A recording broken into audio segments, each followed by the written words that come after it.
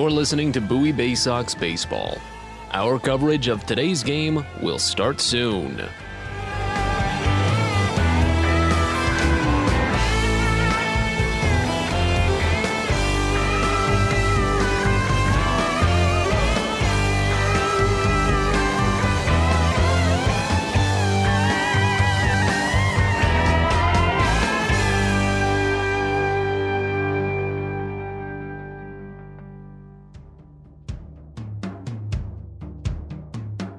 You're listening to Bowie Baysox Baseball.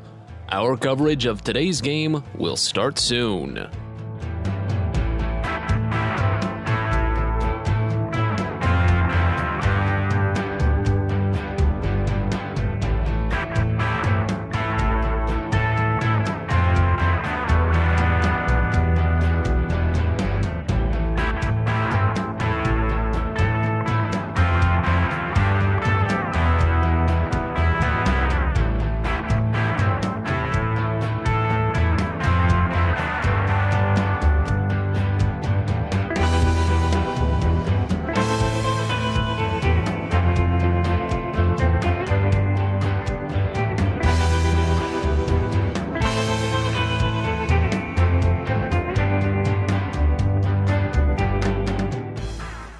You're listening to Bowie Baysox Baseball.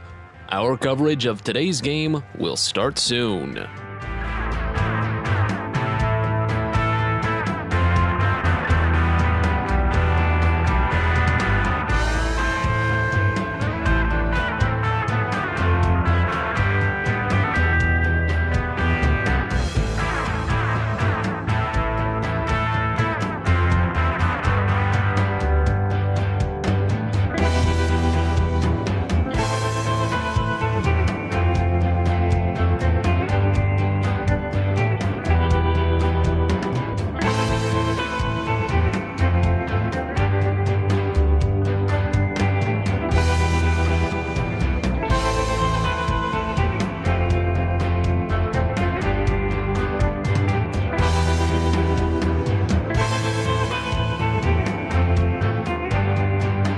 You're listening to Bowie Baysox Baseball.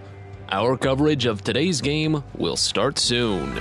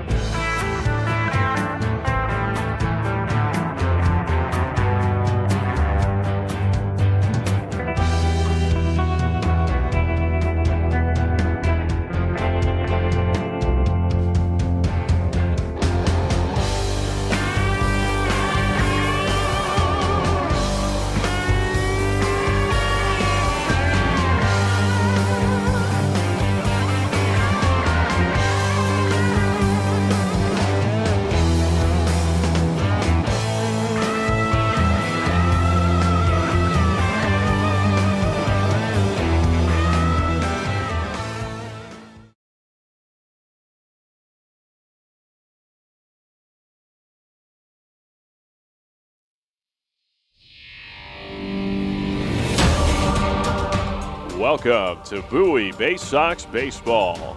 It's time now for the DCA Imaging Systems pregame show. It's the DCA Imaging Systems pregame show from Prince George's Stadium here in Bowie as we're getting set for Game 4 in this 7-game series between the Binghamton Rumble Ponies and your Bowie Baysox.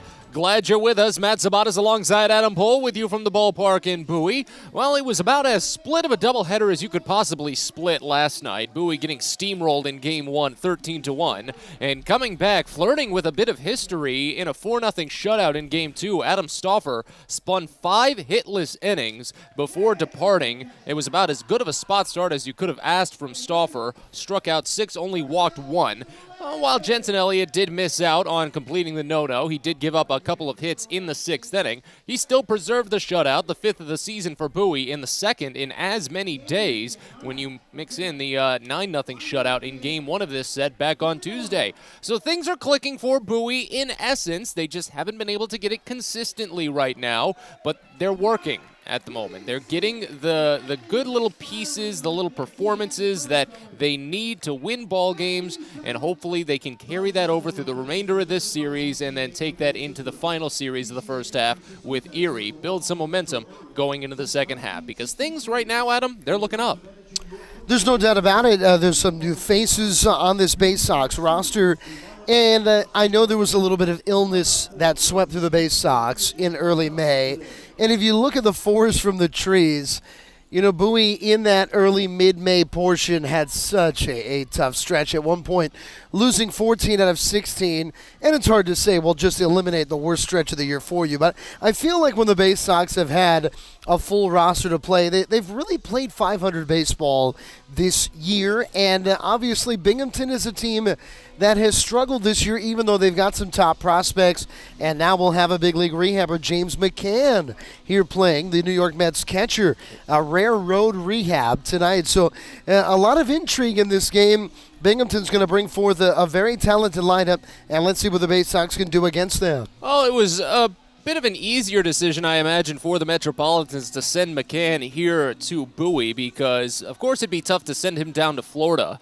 Brooklyn is not at home at the moment, and Syracuse, their AAA affiliate, is also not at home, and they also played a day game, which a lot of times you normally don't see them sent out to start a rehab appearance on a day game, and they did play even further south than Bowie. It's the Mets and the Orioles affiliates meeting at AA and AAA, as Syracuse is playing Norfolk this week. But let's get you set up for this game between Mets and Orioles affiliates. Binghamton comes in for game number 60 on the season, a 22-37 record, a one-game losing streak.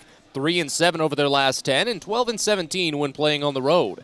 The Baysox come in for game number 60 on the year as well, a 23-36 record, a one-game winning streak for Bowie.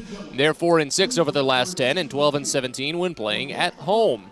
The Rumble Ponies are 16 games out of first place at the moment, 6th overall in the 6-team Northeast Division, but they are gaining a little bit of ground thanks to some lengthy skids by Portland and Reading. Portland just ended a 7-game losing streak with a win last night over the Fightins. That puts them each at 13 games out of first in the Northeast Division, so Binghamton is only 3 games back from maybe jumping into 4th. But it's still a long stone's throw from first and second, where Hartford and Somerset are tied for the league's lead, 38-21 records for the pair.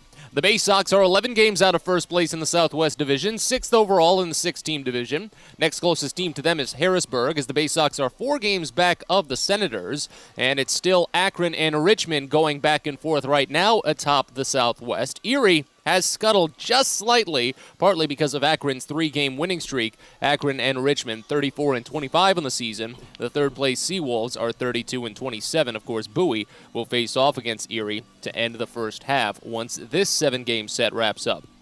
Your starting pitching matchup for today's game. Jesus Vargas will start for Binghamton.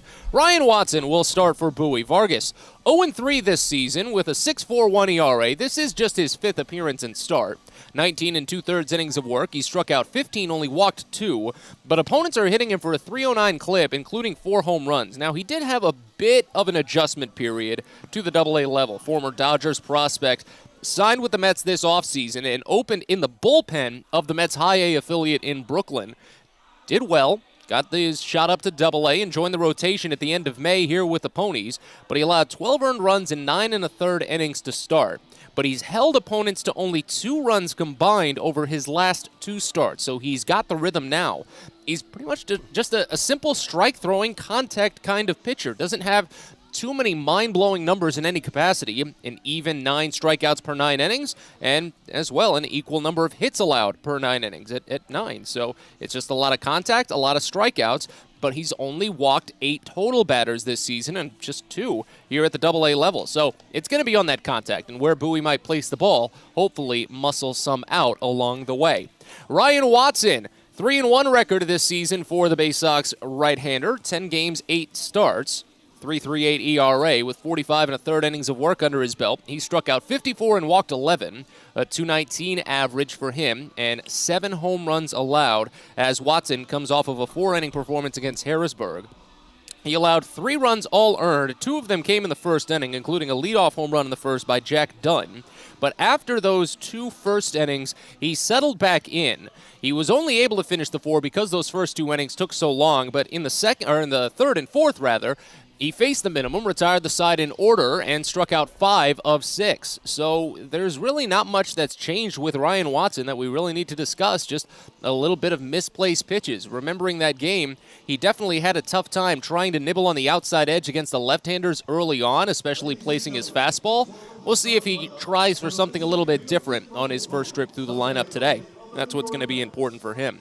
But as we turn back to talking about the Bowie offense and talking about how contact is going to be key today, we talk with the freshest Baysox player who's really making all the contact in the world right now. Chris Given signed from the San Diego Padres organization just a few days ago. 5 for 9 in his first 3 games in the Orioles organization. He's our guest next as we continue with the DCA Imaging Systems pregame show in just a little bit. You're listening to Baysox Baseball.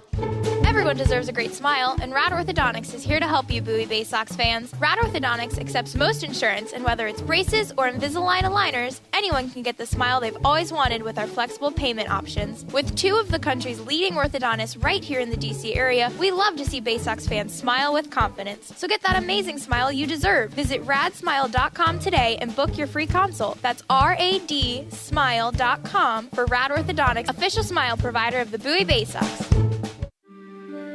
Make sure you've got your Jedi cloaks ready on Saturday, July 16th for Star Wars Saturday at Prince George's Stadium. Meet dozens of Star Wars characters out at the ballpark, take part in interactive exhibits and lightsaber battles, and you can bid on specialty game-worn jerseys by the Baysox players at the game. It's all sponsored by Taco Bell, and it comes your way on Saturday, July 16th. So get your tickets now for Star Wars Saturday at the ballpark by heading to Baysox.com. From sprains to stitches, sore throats to stomach aches, and pulled muscles to poison ivy, care is around the corner at Patient First. Walk in to see a doctor from 8 a.m. to 10 p.m. every day of the year. X-rays, lab tests, and prescription drugs are on site, and most major insurance plans are accepted. For routine illnesses and injuries, Patient First is here for you. Patient First, the name fits. Patient First, proud partner of the Bowie Baysox, open 8 a.m. to 10 p.m. every day.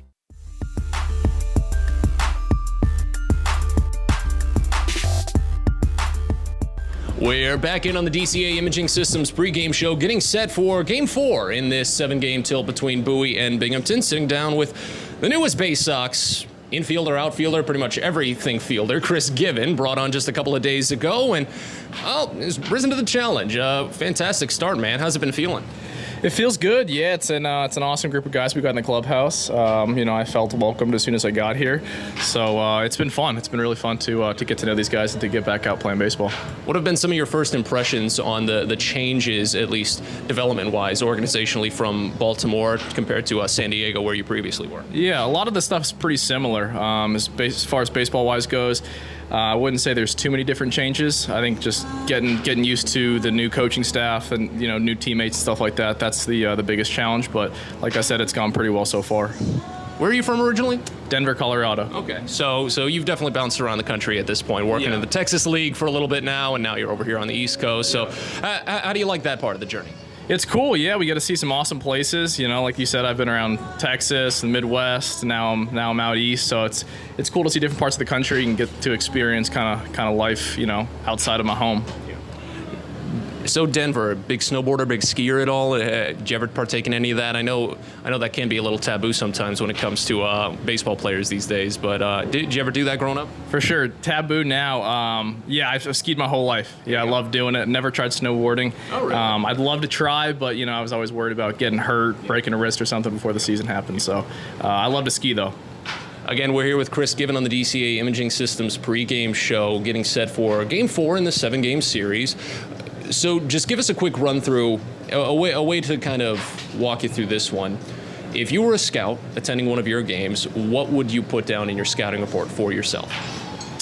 Oh man, that's a great question. I think you kind of hit on it before. I think I'm comfortable playing different positions, and I think that's something that I value. And I'm still getting used to being in the outfield. I haven't done that so much, but I think the more versatile I can be, the better chance I have to continue to play. Has there been really any key, you think, as to what's been on this just great hot start over the first couple of games? You just seeing the ball well, you're just glad to be back into the rhythm, I imagine? Yeah, I wish I could tell you that there was some, magic pill I took or something like that made me figure it out. But no, yeah, like you said, I just feel like I'm seeing the ball pretty well. I think we've got some good scouting reports, so the coaching staff does a good job of getting us prepared before the game. But yeah, I'm just going to try to ride it out as long as I can. How about the clubhouse? You said it's a good group of guys. Anyone that's stood out to you, maybe as a good leader or maybe a good jokester here or there that you're already enjoying? Yeah, no, like I said, they're a great group of guys. They were super welcoming from my first day here. One of the guys, Prieto, he doesn't speak a whole lot of English, but I could tell he's pretty funny from the little I've heard. And even just kind of messing around with him in Spanish, he's got a good sense of humor. Again, we're here with Chris Given on the DCA Imaging Systems pregame show. Now, you went to Xavier and you crossed over 2 years with Ryland Bannon, if I'm not mistaken. Do you guys talk at all much, or now that you guys are in the same organization, have you caught up? Yeah, so I texted him about a week ago when I came over, and he was super happy for me. He was kind of giving me the lowdown on what to expect here. Told me kind of about the coaching staff and whatnot. But yeah, he's an awesome player, awesome person, and it's cool. Hopefully, I get to see him again here. All right. Well, congrats on the great start, man. Good to chat with you, and looking forward to more success. Thank you so much, man. Very welcome. Thank you. That's Chris Given here on the DCA Imaging Systems pregame show. We'll step aside. Be back in a bit. You're listening to Baysox Baseball. Pest Now is proud to partner with the Bowie Baysox and provide their pest control services. For all your residential and commercial pest control needs, call Pest Now. For general pest control, termite control, mosquito control, and all other pest control services, call Pest Now. You can reach us at 301-231-8300 or visit us online at www.pestnow.com.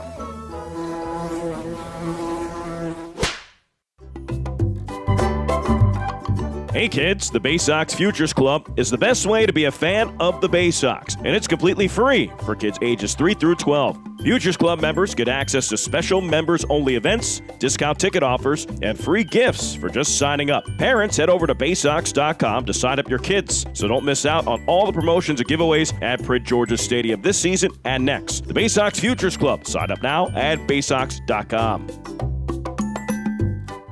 Are you interested in beginning or expanding on a career in the pipe fitting, pipe welding, or HVAC service industry? Are you interested in a career path that will set you up for life without experiencing any college debt? If you are interested in these things and you live in the D.C. area, the Steamfitters UA Local 602 Apprenticeship Program is the best choice for you. For more information about our apprenticeship program and how to apply, please visit steamfitters-602.org. That's steamfitters-602.org.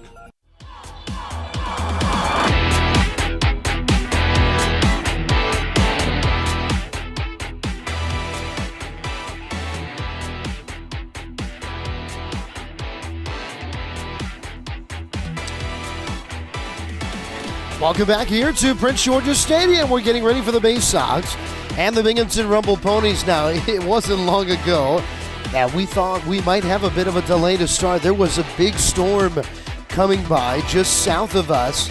Here, I think even in D.C., the Nationals 10 or 12 miles away from our location right now are due to play the Philadelphia Phillies tonight. And I think they got hit by this big storm coming through. But fortunately, it is going to miss to our south, and it's heading southeast.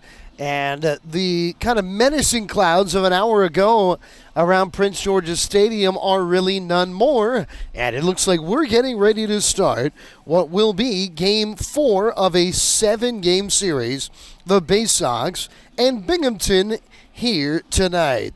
Well, earlier today, the Baltimore Orioles were able to split a 4-game series in, of course, a place that has been more of a house of horrors for them than almost anywhere else. The Rogers Center, if it's still called that, the old Sky Dome in Toronto, as Baltimore got to former Bowie Baysox and former Baltimore Oriole in Kevin Gausman. The O's scored 6 off Gausman in the 3rd inning 2 1/3 innings, 7 hits, 7 runs, 5 earned for the former Oriole, who has had a good start to the year. He's got a 3.21 ERA, but Baltimore wins big 10-2 going away in the victory. A homer for Austin Hayes, his 9th of the year. Cedric Mullins had 3 hits as well. And the Orioles went wild at night to see Ryan McKenna as well with a multi-hit game. And they split a 4-game series in Toronto there, 10-2 the final today. And one thing of note, last night the Orioles lost a tough 10-inning game, 7-6. But Ryan Mountcastle hit 2 homers for the Orioles in that game. And with Mountcastle hitting 2 homers, they were numbers 49 and 50 in his career. He is the fastest to 50 homers in the history of Orioles baseball for a player that had played only in Baltimore at that point. A really remarkable start to the career for the former Baysox in 2017 and 2018 in Ryan Mountcastle. One big note to give you off of last night in the minor leagues. Actually, 2 notes. Unfortunately, we'll get the bad news first. Former Baysox in 2019, left-hander Zach Lowther, who had such an outstanding year here in Bowie, helped propel a team to the Eastern League's Championship Series, where the Baysox fell to Trenton, the Yankees affiliate. Well, Lowther has really struggled this year, and he was designated for assignment after a start 2 nights ago in which he allowed 10 runs. So for Lowther, we'll see if he will be returning to the Orioles organization, whether he'll be picked up elsewhere. For the first time, though, in 11 years, the Orioles High A affiliate is going to play postseason baseball. Great to see. The High A Aberdeen Ironbirds have had a spectacular year, and with a win last night, they clinched the first half there for Aberdeen in the High A South Atlantic League. The last time the Orioles High A affiliate was in the postseason, it was the Frederick Keys of 2011. They won the championship. Their second baseman was a guy named Jonathan Scope, and their shortstop was a 19-year-old named, that's right, Manny Machado. It's been a while, so it's great to see a talented young Aberdeen group that is having so much success here this year. Well, the Baysox are taking the field. They're in their alternate orange tops, Bowie across the chest in black with white trim, Binghamton in their alternate blue tops here for this one this evening. We take one final break. We return with starting lineups and tonight's first pitch. Matt Sabatis with you right after this on the Baysox Baseball Network. Sky Shooter Displays by ZY Pyrotechnics will be lighting up the sky with top-of-the-line fireworks shows following Baysox games all season long. We will give you the best bang for your buck. Sky Shooter Displays include traditional shows, true pyro musicals, custom choreographed plays, and much more. The night sky is truly limitless, so don't be shy. Give ZY a try. Find out more by calling us at 570-328-1361 or visit us online, zypyrotechnics.com. Fielder's Choice Flex Packs with the Bowie Baysox. The best value to see the best games at Prince George's Stadium. You could save up to 30% on your selected seat from day one and enjoy a number of exclusive member benefits, including flexible exchange options, discounts on suite rentals, special access to the Diamond View restaurant, and a free members collectible at your first home game of the year. Get your pack now by calling 301-464-4865 or heading online to baysox.com. At DCA Imaging Systems, we provide a tenured team of office technology professionals ready to be your trusted advisors. From document creation, output devices, scanning and workflow, to document security and storage, we understand people print, not printers. Give DCA Imaging a call, 301-577-1021, or find out more about how we can help you. DCAimaging.com. DCA Imaging Systems, office technology made easy. Well, it's the most special day of the year at Prince George's Stadium, and it comes your way Friday, July 29th. It's the 23rd Navy Night, presented by Navy Federal Credit Union. Join the United States Naval Academy class of 2026 and take in the Baysox as they face off against the Altoona Curve. It all comes your way on Friday, July 29th, and first pitch is scheduled for 7:05 with some fantastic post-game fireworks. The 23rd Annual Navy Night at Prince George's Stadium. So get your tickets now at Baysox.com.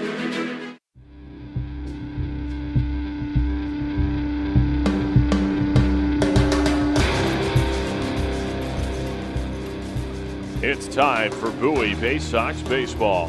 The Baysox are the AA affiliate of the Baltimore Orioles. Coverage of the 2022 Bowie Baysox season is brought to you by Chesapeake Employers Insurance, DCA Imaging Systems, On the Green, Patient First, Royal Farms, Smile Doctors, and ZY Pyrotechnics. And now, live from the ballpark, it's time for Bowie Baysox Baseball. We're ready to go from Prince George's Stadium. It's Game 4 in this 7-game series between the Binghamton Rumble Ponies and your Bowie Baysox. Matt Sabat is with you from the ballpark here in Bowie, and as Ryan Watson warms on the mound for the Baysox, starting lineup for the Rumble Ponies that he'll face looks like this. Leading off at second base, you've got Wyatt Young, followed by James McCann on a Major League rehab assignment, catching and batting second. Francisco Alvarez, the DH, bats third. Brett Beatty at third base, bats fourth. Carlos Cortez in left field, bats fifth. Jeremy Vasquez at first base, sixth. Quinn Brody in center field, bats seventh. Manny Rodriguez at shortstop, eighth. And Zach Ashford is in right field, batting ninth. Rumble Ponies are the AA affiliate of the New York Mets. They're managed by Reed Brignac, assisted by Jerome Williams, Tommy Joseph, and Mariano Duncan. Vanessa Weisbach and Christina Gambino are the athletic trainers, as Binghamton is 22-37 on the season, a one-game losing streak, 3-7 over their last 10, 12-17 on the road. And once more, that lineup for the Ponies, you've got Wyatt Young, James McCann, Francisco Alvarez, Brett Beatty, Carlos Cortez, Jeremy Vasquez, Quinn Brody, Manny Rodriguez, and Zach Ashford, all to face off against Ryan Watson on the mound. Prince George's Stadium, 309 feet down the line to both left and right field, 405 feet to straightaway center. On what's been a bit of a muggy day here at Prince George's Stadium as the clouds pushed their way across our area. Looked like D.C. had gotten hovered in a little bit of rain, as things might be looking a little bit tough for the Nationals game later today. But we fortunately missed the brunt of it, and we're set for baseball on what should be a dry day at the ballpark. Righty on lefty as Young digs in. Watson takes a heave-ho, kicks high, and fires the first pitch home. It's a fastball that misses away for ball one. And we're underway here at 6:38 p.m. on a 77-degree overcast day here at Prince George's Stadium. Next pitch to Young from Watson is checked on, just a flinch. Fastball called for strike anyway on the lower inside corner, and the count goes even at a ball and a strike. Young, a left-hander, a .222 average this season, a .549 OPS in 28 games played, 4 doubles, a triple, no homers, 6 runs batted in. They put a bit of a shift on for him, the 1-1. Dotted on the outside edge, a perfect fastball to just nick it. Runs the count to a ball and 2 strikes now here on Young. Young in his second stop atop the lineup, tried to get that out, didn't go too cleanly. In as many games, third this series, Brett Beatty led off in the leadoff game of yesterday's doubleheader. As the next pitch is swung on and missed for strike 3, fed a slider down low, and Young goes chasing. After a first pitch ball, Watson climbs back to log the strikeout, and we're underway here at the top of the first. Defensive alignment for Bowie from left to right in the outfield. You've got Chris Givens, Zach Watson, and Christopher Cespedes. Cesar Prieto is at third base, Joey Ortiz at short, A.J. Graffinino at second, and Andrew Dashbach at first. Maverick Handley catches behind the plate for Ryan Watson on the mound. Right-hander James McCann digs in. Here today on a Major League rehab assignment for the Mets. As the first pitch comes home, it's called a strike on a breaking pitch high. Count opens up at 0-1. 32-year-old from Santa Barbara, California. Originally drafted out of the University of Arkansas by the Detroit Tigers. 9-year Major League career. Spent mostly with Detroit, 2 seasons with Chicago, and in the middle of 2 seasons with New York, the 0-1. Slider misses down and away, and the count goes even at a ball and a strike.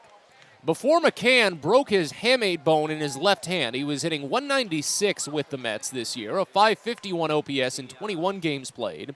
He had 1 homer and 6 runs batted in, also had 2 doubles. Here's the 1-1. Check swing, a flinch on a slider misses away, and the count goes to 2 balls and a strike now. And this is McCann's first game back since suffering that injury. That was back in early May 10th, when New York was actually in D.C. facing off against the Nats. 2-1, swing and a miss. Changeup goes down low, and the count goes even at 2. Watson, boy, would this be a good start to hang his hat on if he can open up with a strikeout of a big leaguer. Get you some of Ryan Watson's numbers in a little bit. But right now, he's on a very good stretch for the Baysox, even though he does come off of a short outing against Harrisburg. The 2-2, swinging a lofted fly out toward left center, but Watson reads it in center. He makes the catch on the run, and there's 2 away. To tell you briefly about the umpiring crew, Michael Snover is at third base. He's the crew chief. Ray Valero at first base, and Evan Johnson calls the balls and strikes behind home plate. Here's Francisco Alvarez, the DH. Catch you up on Watson, though. A 3-1 mark this year for Waddy, a 3.38 ERA. 45 1/3 innings of work. He struck out 54 and walked 11. Opponents hitting .219 against him with 7 total home runs. Here's the first pitch home to the right-hander Alvarez. It's just away. Flinched on a slider, and the count opens up at 1-0. Alvarez, a .276 average this season, an .894 OPS. 53 games played for the Ponies, 15 doubles, 13 homers, 35 runs batted in. Watson shakes off one from Maverick Hanley, steps back, kicks high, fires the 1-0, and it's popped up foul, right side and out of play. We'll run the count even at a ball and a strike. I said it, Watson is coming off of a relatively short outing, only 4 innings against Harrisburg. He took a no decision while Bowie eventually lost 6-4. They did come back and tie the game after Watson had allowed 4 runs, 3 earned. Here's the 1-1 pitch to Alvarez. Muscled foul right side, and the count already to 1-2. But Watson gave up a leadoff home run in the bottom of the first after Bowie actually had a first-inning home run of their own. That tied the game and then allowed an unearned run to follow, giving Harrisburg the lead at that point. 2 more runs brought across in the second inning, but then in the third and the fourth, Watson retired 6 consecutive and struck out 5 along the way. The 1-2 misses down and away a slider, bounces in and actually skips high off of Maverick Hanley behind the dish. Count goes even at 2. But Watson did actually finish those 4 innings with a season's high 8 strikeouts, so always a positive to take away from starts like that, especially when the Bowie offense still had his back to take the loss away. Here's the 2-2. Breaking ball misses down and away. To be the curve there, and it runs the count full. First full count that Watson has worked to today, but he is getting up there early on, up to 14 pitches. Bases empty, 2 away here in the top of the first inning, a scoreless game. 4th in this 7-game series after Bowie shut out Binghamton in Game 1 and split the doubleheader yesterday. Here's the payoff to Alvarez. It's driven out toward deep center, a long way. Watson running back, feeling for the wall, and this one is way gone. A big blast for Francisco Alvarez. His 14th of the season makes it a 1-0 game. 106 miles an hour off the bat and 415 feet to straightaway center field. That's what you expect out of the top Mets prospect. It's his 3rd home run against Bowie this year. And that's the first time all season that a Rumble Ponies batter has reached base against Watson. Remember, his AA debut was against the Ponies. Back in early April, he puts together a gem in relief. As Brett Beatty digs in, first pitch home. Misses down for a ball. Curveball opens it up at 1-0. Well, you can almost take some symbology out of, is that even a word? Some symbolism out of what just happened between McCann and Alvarez. The 1-0. Misses down and away. I feel like Will Ferrell on SNL right now. You can almost take some symbolism out of what just transpired between McCann and Alvarez, because, of course, Alvarez, a very highly touted and anticipated Mets product as a catcher. McCann, of course, brought on just last season as the 2-0 comes in. This one driven high but foul, left side. It will tail out of play, get down onto the berm as the count goes to 2 balls and a strike now on Beatty. Because what the Mets really could be looking to do down the line is have McCann kind of guide the way for Alvarez to transition into the big league role, and then once he's ready, Alvarez will probably be a catcher of the future for New York. Here's the 2-1 pitch, swing and a miss. Fastball outside edge, and the count runs even at 2. And to have Alvarez homer on a pitch like that after McCann flew out to deep left center field, well, that just puts, like I said, that symbolism in the span of 2 at-bats. The 2-2 misses down and in. Count runs full on consecutive batters against Ryan Watson. This is where he definitely ran into trouble. Back against Harrisburg, lengthy early innings. Watson only averages about 15 pitches per inning pitch, but this next offering will be number 21. Have the shift on for the lefty Beatty, and the payoff on its way. In there for strike 3. That's a low fastball. Beatty adjusts the cap and does not make eye contact with the umpire. He'll let that fester and worry about it another day. Second strikeout for Ryan Watson ends the inning, but not before Binghamton takes the lead. After 1/2 inning here at Prince George's Stadium, it's the Ponies 1 and the Baysox coming on up. You're listening to Baysox Baseball. When your commercial plumbing project calls for a job done safely and on time, then your job calls for the plumbers of Local 5 Washington, D.C. Local 5 will always deliver the most skilled and well-trained plumbing craftsmen in the DMV. If you're a contractor who needs safe jobs done well, you need the plumbers of Local 5 Washington, D.C. Start your partnership with them today. Visit local5plumbers.org. That's local5plumbers.org. At Luminous Health, we want you to feel your best. This summer, take the time to catch up on your annual health screenings. Visit us at our Anne Arundel Medical Center, Doctors Community Medical Center, or one of our primary care offices in your neighborhood. At Luminous Health, you are the MVP. Learn more at luminoushealth.org.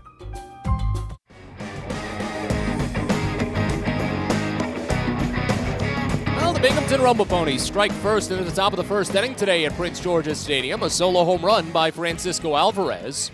And they'll try to make sure Bowie doesn't do the same as Jesus Vargas warms on the mound for the Ponies. He'll face off against the following Bowie Baysox lineup. Leading off at third base, you've got Cesar Prieto, followed by Joey Ortiz at shortstop, batting second. Maverick Hanley, the catcher, bats third. Chris Given in left field, fourth. Greg Cullen, the DH, bats fifth. Andrew Dashbach at first base, sixth. Zach Watson in center field, bats seventh. Christopher Cespedes in right field, eighth. And A.J. Graffinino is at second base, batting ninth. The Baysox are the AA affiliate of the Baltimore Orioles. They're managed by Kyle Moore, assisted by Brandon Becker, Josh Conway, Tim DeJohn, Billy Facto, and Chandler Geller. Calvin Christensen is the video coordinator. Lindsey Birchfield and Blake Wooten are the athletic trainers. Bowie is 23-36 on the season, a one-game winning streak. And again, that lineup for the Baysox: Prieto, Ortiz, Handley, Given, Cullen, Dashbach, Watson, Cespedes, Graffinino, all to face off against Jesus Vargas on the mound for Binghamton. Righty on lefty to start as Prieto digs in. Riding a 4-game hit streak right now, a .278 average in 19 games this year. The first pitch, Prieto watches away, called for strike, fastball nicked the edge, and it's 0-1 to open. .696 OPS for Cesar this year, 4 doubles, no triples, a homer, 4 runs batted in. They put a mild shift on for him, but still conservative on the left side as the 0-1 is punched left foul. Count goes to 0-2. Prieto's pull rate has been dipping ever so slightly. It's still pretty high, but it is falling, and that's what matters. He's starting to spray it more and more often. As the 0-2 pitch comes in from Vargas, and it misses low, a breaking ball. Count goes to a ball and 2 strikes now. Vargas has a very slow move in from coming set. It's very fluid, but almost like molasses with how slow it comes across. So he's got ball in glove at the chest, steps back, crosses the glove up behind the head as Prieto slaps one into center field here for a base hit. Talk more about the slow delivery from Vargas in a second. Prieto leads off with a single. He's got hits in 5 consecutive games now for Bowie and puts himself aboard as a tying run here in the top of the first.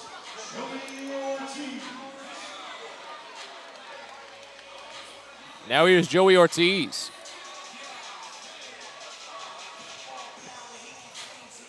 Well, it's not going to be Ortiz to try for it. It most likely won't happen until Bowie gets probably a little bit further down their lineup. Ortiz, Hanley would probably be the best candidates, but if we're talking about stolen bases, as the first pitch to Joey Ortiz is called a strike, it's 0-1 to open. James McCann, a career 34% caught stealing rate.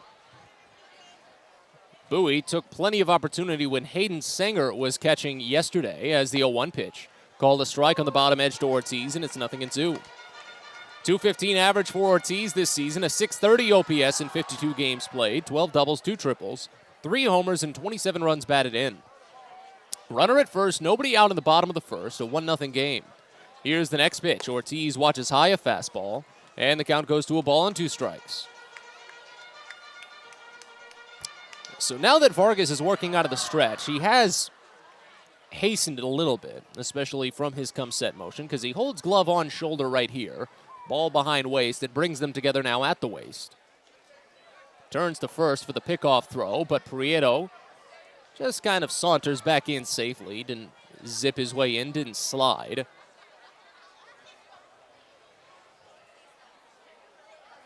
It was a good toss, but Prieto just didn't have that big of a lead. We'll wait on the 1-2 pitch to Ortiz. Here it is from Vargas, and it's poked the other way through the gap for a base hit. That's a big-time single for Joey Ortiz. Just like Prieto, he'd been trying to regain some of that opposite field power. Ortiz was big on it at the start of the season, going the other way probably around 70% of the time, but now it's more reasonable, split down the middle when it comes to his pull rates and his opposite field rates. But a lot of times lately when Ortiz has been going the other way, it's been right to batters. Or right to fielders, I should say. He's grounded out to first, I want to say at least 5-6 times over the last 4 games. But that one poked through the gap there, helped with Prieto on base because it set up the gap at first. And now with first and second, nobody out, here's Maverick Hanley. First pitch, a curveball, called a strike on the bottom edge, and the count opens up at 0-1. Hanley, a 257 average this season for Bowie, a 797 OPS in 32 games played. 6 doubles, no triples, 4 homers, 18 runs batted in. Here's the 0-1 for Hanley. Out and away, and the count goes even at a ball and a strike. But again, the numbers for Hanley have taken such a noticeable tick up here in the month of June. A 333 average here in June, an 1115 OPS. 2 doubles, 6 runs driven in as the next pitch just misses wide a fastball. Good frame by James McCann, but runs the count to 2-1. Hanley has walked 10 times, struck out 10 times this month. First and second, nobody out. Outfield plays mildly deep, the 2-1. This one poked out toward right field again, but Ashford has it read on the fly. He makes the catch just about 10 feet back from his set position and throws it back to the infield. Cesar Prieto advances to third base. A productive out for Maverick Hanley as Bowie has the tying run at third with only 1 out here in the first. Chris Given just has to get it out of the infield, and Bowie will have tied this game up.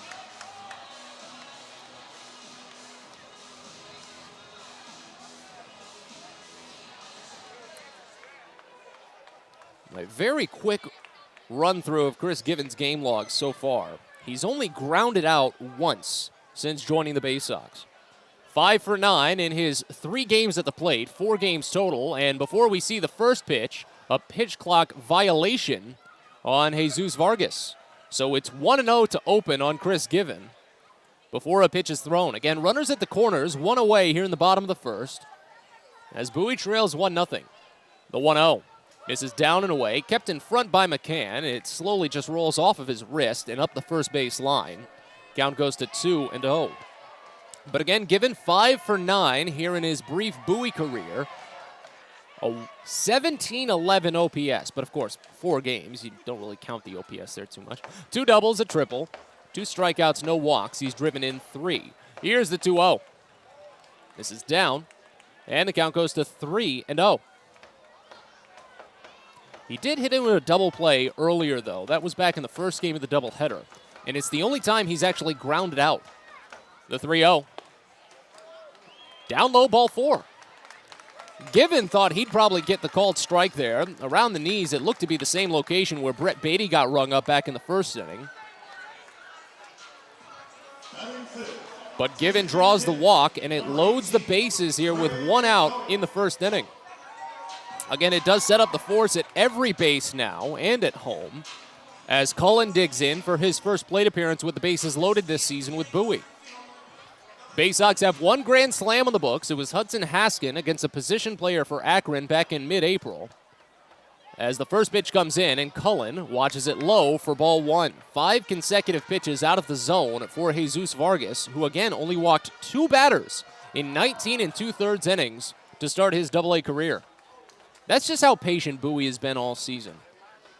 It was at most in force over April and May. Next pitch, called a strike on a fastball inside. A little bit of run in on the left-hander, and the count goes even at 1. But of course, after Gunnar Henderson left, the numbers have returned a little bit more toward the league average. But Bowie is still leading the league in walks. The 1-1. This one muscled out to right. It's a long way out to right. Ashford will read it. He makes the catch as Prieto will tag. A sacrifice fly by Cullen. I got excited off that. Can't deny that.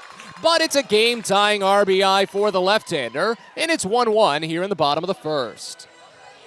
Hey, you can't blame a guy for being happy about a potential grand slam from time to time. But with 2 outs, Joey Ortiz now advances to third, so go-ahead run is at third base for Andrew Dashbach.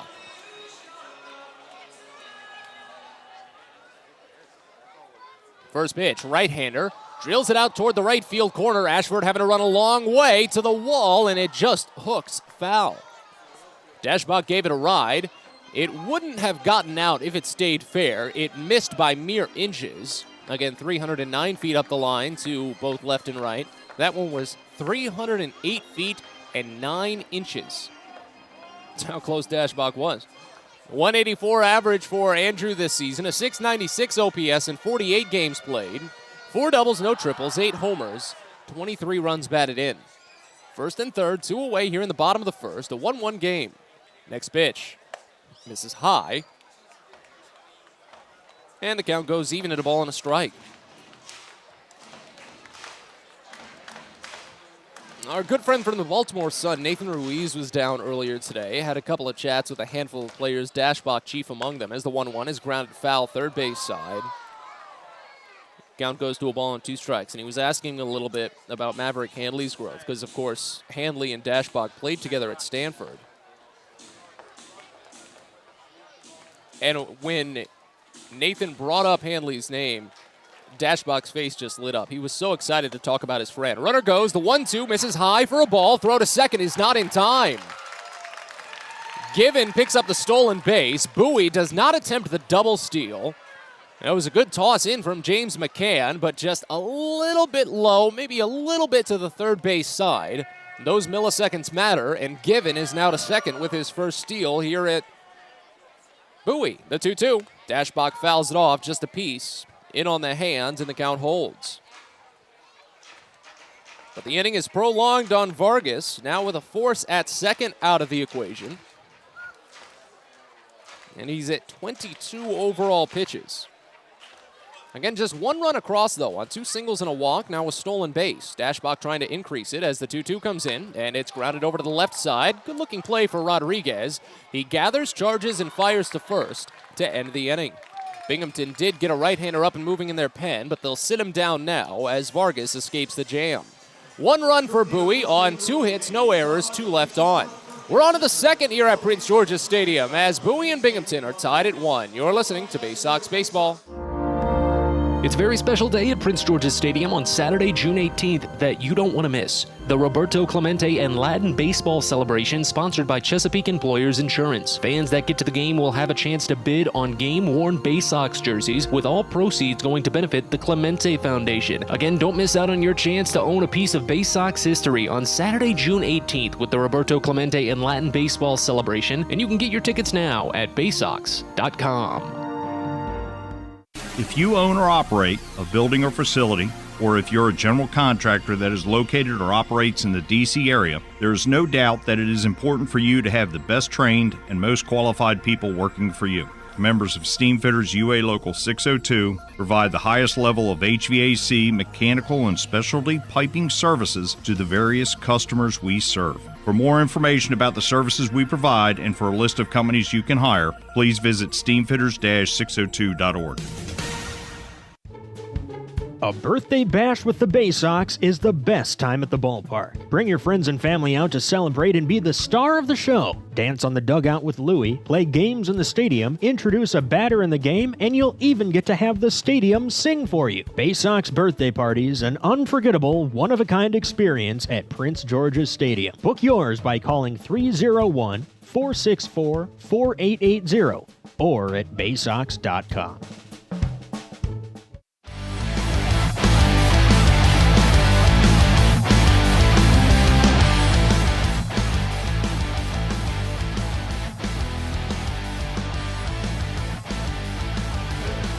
Second inning here at Prince George's Stadium.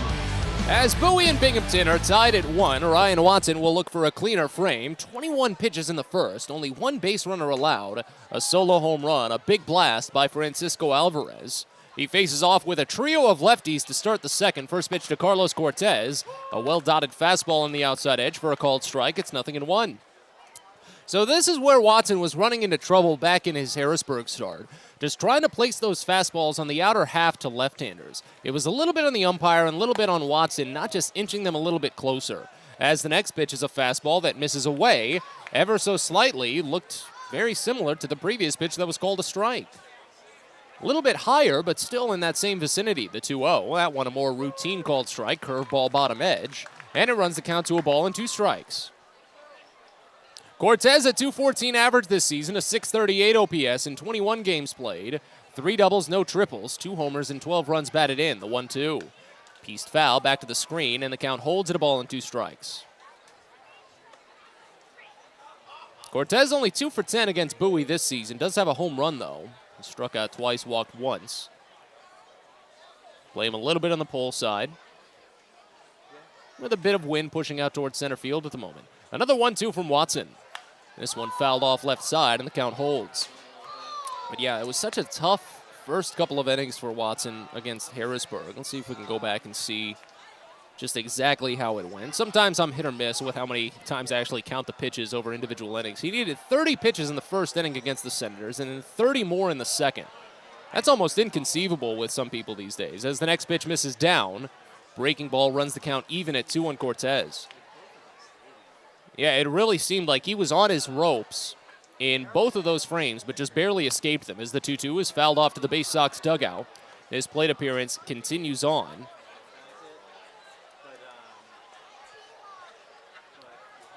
But after those 2 pretty much limit-pushing innings, I think that's the best way to describe them, Watson settled. 2 perfect innings to close his day with 5 strikeouts in the mix, a season-high 8 punch-outs. The 2-2 here. This is down and in, a breaking ball. Runs it to full, so that's 3 consecutive full counts that Ryan Watson has worked. That's where you run into trouble. Takes that deep breath as he shrugs the shoulders, holds set in front of the chest, turns, kicks, fires, and it's up and away. Fastball misses just slightly, and that's the first walk given up by Watson today, just 12th this season. Yeah, but it was a well-earned walk there by Cortez, and I think for Watson, what you're seeing at times here with these long pitch counts, he's getting ahead in the count, but he's got to find that pitch to regularly put away hitters. Yeah, it's a tough one, but it was an 8-pitch battle, 9-pitch battle to be precise, and you got to give credit to the batter on that. As Vasquez digs in, another left-hander batting .238 this season, .663 OPS in 47 games played, and the first pitch is a line drive single to right field. Picked up on the bounces by Christopher Cespedes as Carlos Cortez moves to second base, but Vasquez has the hit, and he's got hits in 6 of his last 7 now for the Ponies. 2 aboard to open the inning after Bowie had just tied the game in the bottom of the first.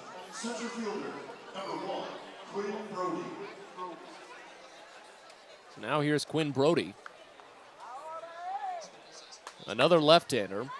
Against lefties this season, Watson has put together some excellent work. Holds them to just a 157 clip at the plate compared to his 219 mark overall. But the strikeout to walk ratio is a little bit lower, as the first pitch to Brody is a squared bunt, but he pulls back on a high fastball. Count opens up at 1-0.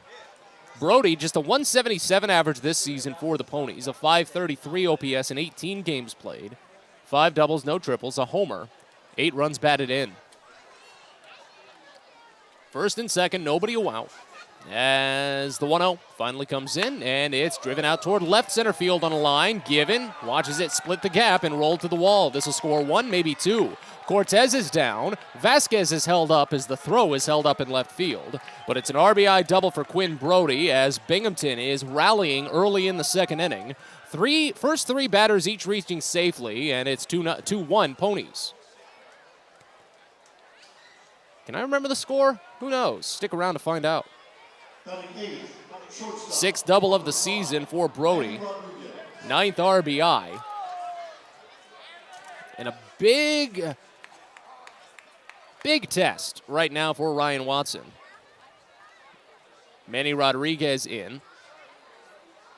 There are only 3 right-handers in the lineup.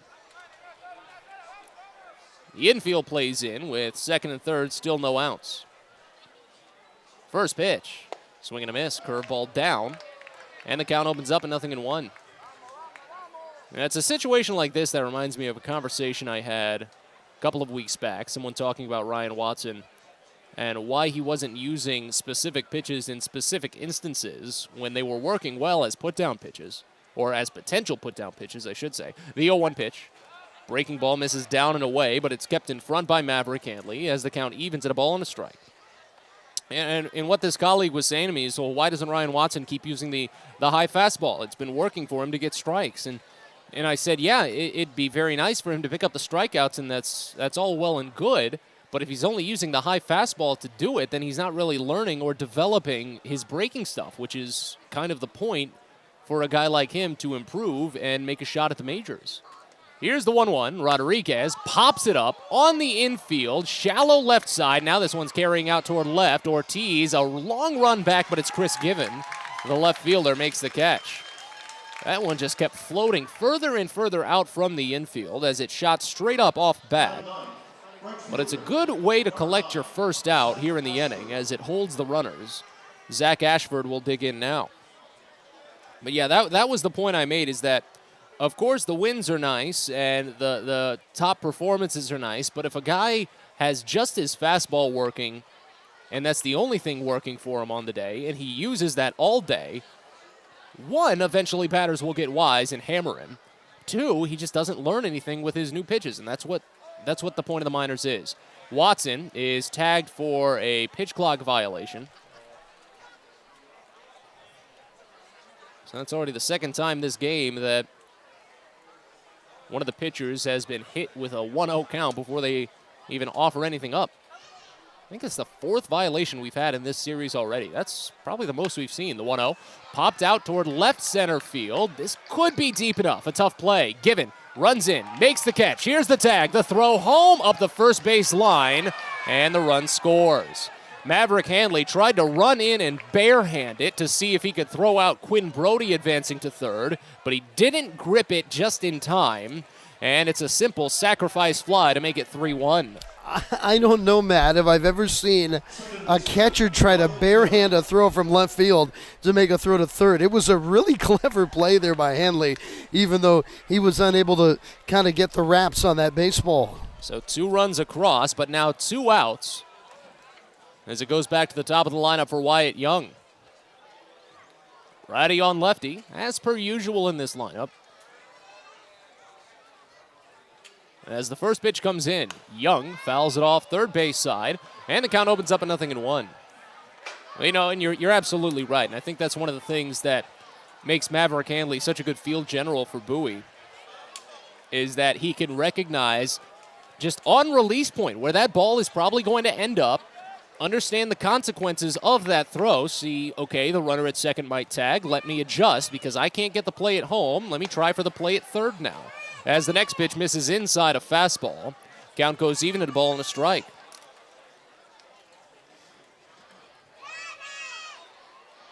It's almost like a cost-benefit analysis. He realized it would be a waste to try for the play at home, so he wanted to hedge his bets on that play at third. It didn't pay off, but it was a neat and interesting opportunity that you rarely see. The 1-1, a curveball, misses down on Young, and the count to 2-1. Young struck out swinging back in the first inning on 1-2 pitch. It's been a lengthy frame for Ryan Watson so far.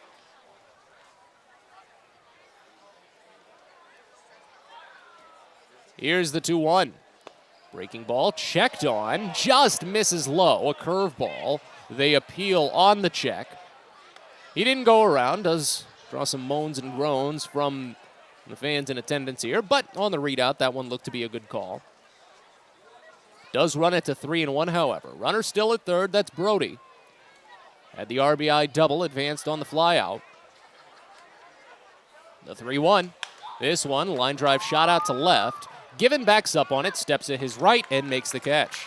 So Chris Given got a lot of work in that inning. A double his way, then 3 consecutive flyouts.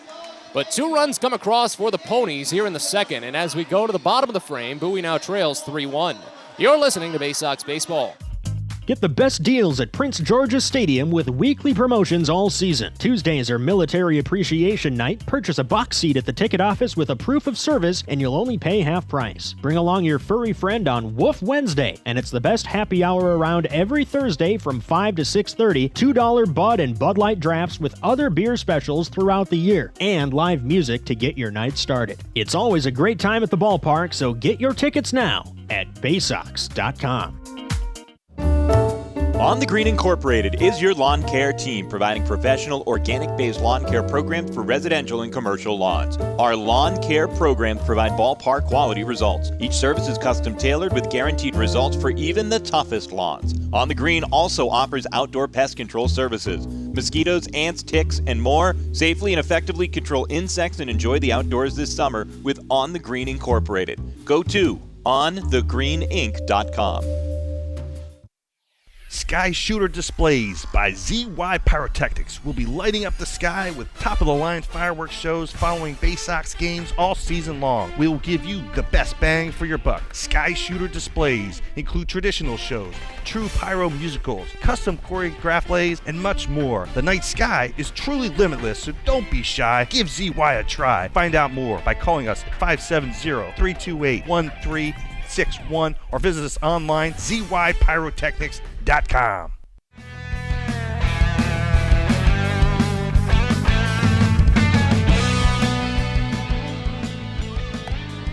Fans, make sure you've got it circled on your calendars because it's coming up soon. Friday, July 15th, Dynamite Night at Prince George's Stadium. Legendary actor and comedian and the star of the 70s hit Good Times, Jimmy J.J. Walker, is out to the ballpark. Special VIP meet and greet packages available, and also a recently announced bucket hat giveaway. Of course, that's what he wore on the show, so be sure to get your tickets at Baysox.com, meet and greet package at BaysoxShop.com. Bottom of the second here as the first pitch home to Zach Watson is called a strike on a fastball away. 0-1 to open. Bowie trailing 3-1 here in the second inning. It'll be Watson, Christopher Cespedes, and then AJ Graffinino due up. 7, 8, and 9 in the Baysox lineup as the next pitch to Watson misses high, a breaking ball, and the count runs even at a ball and a strike. 188 average for Watson this season, a 566 OPS in 40 games played. 5 doubles, 2 triples, 2 homers, 8 batted in. 1-1 misses down and away, and the count goes to 2 balls and a strike. Well, Adam had brought it up in the pregame show a little bit, talking about Aberdeen breaking through what's been a long, long drought for Orioles high A affiliates, the 2-1. Spoiled foul right side. Pitch was in on the hands. Count goes even at 2 balls and 2 strikes. Yeah, clinching that first half berth to the... They're in the South Atlantic League now. The South Atlantic League postseason. That's so confusing. You got a lot of teams that win the old Carolina League and the South Atlantic League, teams that win the New York Penn League and the South Atlantic League. Here's the 2-2. Swung on and missed high for strike 3. Watson is down on strikes. First punch out of the day for Jesus Vargas. Yeah, you've got those teams in the Sally League, while the Sally League itself is now high A when they used to be low A. The Carolina League that used to be high A is now low A. You've got teams that were in the Sally League and the Carolina League teams in the it's a mess. Wait a second, Matt. I'm trying to write this down. It's just a giant branching tree. You ever seen as Christopher Cespedes digs in. First pitch misses down. I don't know if you're an Always Sunny fan, but that one scene where Charlie and Mac are in the mailroom and Charlie just has red wires going everywhere to all sorts of pieces of mail taped everywhere. Here's a half swing by Cespedes. He makes a little bit of contact on a breaking ball away. Count evens at a ball and a strike here. Yeah, with the reformation of the minor leagues, this league, the Eastern League, was probably the least touched of them all. I think the Midwest League, they lost a couple of teams. I don't think they gained anyone. Here's the 1-1 to Cespedes. Inside, nearly clips him. Count goes to 2 balls and a strike. Because, of course, the Eastern League just made a switch. They lost Trenton and gained Somerset, a difference of about 40 minutes for all those involved. As the 2-1 comes in and Cespedes swings through it, a fastball away. Count goes even at 2. I know the Midwest League, they lost Burlington and Clinton. Those are the two that I think were it. I don't think they gained anyone. The 2-2, check swing and a high fastball, no appeal, and it runs full on Cespedes. Now, they were a low A league. Are they still low A or are they high A? No, they're high A now, yes. So those were two of the jumps. The Carolina League and Sally League switched, as did the Midwest League and the Florida State League. The 3-2, check swing on a breaking ball away. It's called for ball 4. Cespedes really gave a couple of flinches at plenty of those offerings, but he eventually drew the free pass.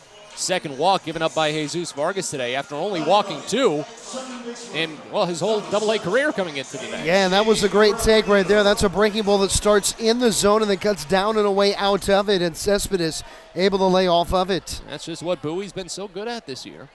As A.J. Graffinino steps in, the first pitch misses inside. 1-0 to open. But on to the point I was saying, you were mentioning it, Adam, how Aberdeen breaking that long drought of Orioles high A affiliates and making the postseason, clinching it with about 10 games left to go. That's an incredible accomplishment. As the 1-0 misses inside, count goes to 2-0. Aberdeen right now 40-18, if I'm not mistaken. If I can pull up their scores and not the scores of the Eastern League. 40-19, close enough. Here's the 2-0. Graffinino watches a called strike on a fastball lower outside corner. It's 2-1. Yeah, they're scoreless right now with the Phillies affiliate, Jersey Shore, up in New Jersey. 195 average for Graffinino this season, a 501 OPS in 14 games as the 2-1 is bounced the other way, but picked by the shortstop Rodriguez, could be 2. The turn to second is low. Young had to pull the ball away to his right side and can't get it to first in time. Fielder's choice goes 6-4 as Cespedes is retired. There's 2 away here in the bottom of the second as Bowie trails by 2. But that's what's most notable, and a lot of times, that first half champion is usually not the one that actually does too well in the postseason because the nature of the minors, when they have good players that play in the first half, usually around the turn into the second half or some point through the second half, those players get promoted. So that team is usually struggling by the time that they've reached the postseason. They've lost all their good players. First pitch to Cesar Prieto misses down and in. It's 1-0 to start. Runner at first, 2 away here in the bottom of the second inning. Prieto singled on a 1-2 count back in the first, and he singles here to left field. A slap shot through the 5.5 hole. Prieto's got another 2-hit day. He's picked up multi-hit games in each of his last 3 outings for the Baysox now. What a great run it's been for the young left-hander. Puts Graffinino to second base. And now tying run is aboard for Joey Ortiz. Yeah, that was a pitch right down the middle, Matt, and he hit the inside of the baseball, kind of inside out of it the other way. You love to see hitters that can hit the ball to the opposite field, and Prieto's showing to be a guy that can really spray the ball all over the field. Well, and I said it, those numbers have really been increasing after he opened the brief time at Double-A, hitting it on the pull side, probably about 70% of the time. First pitch to Joey Ortiz, misses down and away. It's 1-0 to open. Already the 6th multi-hit game for Cesar Prieto, and this just his 20th game overall. It's just been on such a great run. Already hits in 5 consecutive games. The 1-0. Ortiz lifts it up the first base line, but this one is slicing and going foul. Just in front of the lighthouse on the berm right side. Count evens at 1. Yeah, so that's what Bowie is really going to be hoping for over the next couple of weeks, especially once the first half officially comes to a close. Not this upcoming Sunday, but the Sunday after. Could maybe start to see a trickle of talent up from Aberdeen to Bowie. Here's the 1-1 pitch. Misses. No, didn't miss inside. Called a strike. That's a pretty generous give. As the count goes to a ball and 2 strikes on Ortiz. That fastball was definitely into the batter's box slightly. Ortiz a little frustrated at it, but just takes a hearty sigh and gets back into the box. He doesn't have time to spare. The 1-2. Breaking ball, misses down and inside. Runs the count even at 2. Again, first and second, 2 away here in the bottom of the second inning. Bowie hoping to maybe tie. Would need an extra base hit here from Ortiz to get it done. Prieto does have some speed over at first. And since he's not being held on, he does get a big lead. Here's the 2-2. Late swing, this one lifted out toward right center field, and it's carrying. Ashford on the run, though, closes the gap and makes the catch in the gap. So a 2-out flyout strands a pair, and as we go to the third, Bowie still trails 3-1. Back after this, you're listening to Baysox Baseball. Get your gear and memorabilia from your favorite Baysox players and future stars of the Baltimore Orioles at the Tackle Box Team Store. Jerseys, hats, autographed bats and balls, all at great prices. Located right at the main gate at Prince George's Stadium and online at BaysoxShop.com, the Tackle Box is the only place to get the best Baysox gear for you and your favorite fan. It's the Tackle Box at Prince George's Stadium and at BaysoxShop.com. It takes time to get rich, flavorful coffee beans from the lush mountain regions of Colombia and Brazil to Royal Farms. But less than a minute to get yourself a delicious hot cup of the finest and freshest coffee in the world. Because Royal Farms' new Swiss-made coffee machines grind those rich, flavorful coffee beans and brew them one magnificent cup at a time. It's why Royal Farms makes the freshest and best coffee in the world. Real fresh, real fast. Royal Farms. At DCA Imaging Systems, we provide a tenured team of office technology professionals ready to be your trusted advisors. From document creation, output devices, scanning and workflow, to document security and storage, we understand people print, not printers. Give DCA Imaging a call, 301-577-1021, or find out more about how we can help you. DCAimaging.com. DCA Imaging Systems, office technology made easy.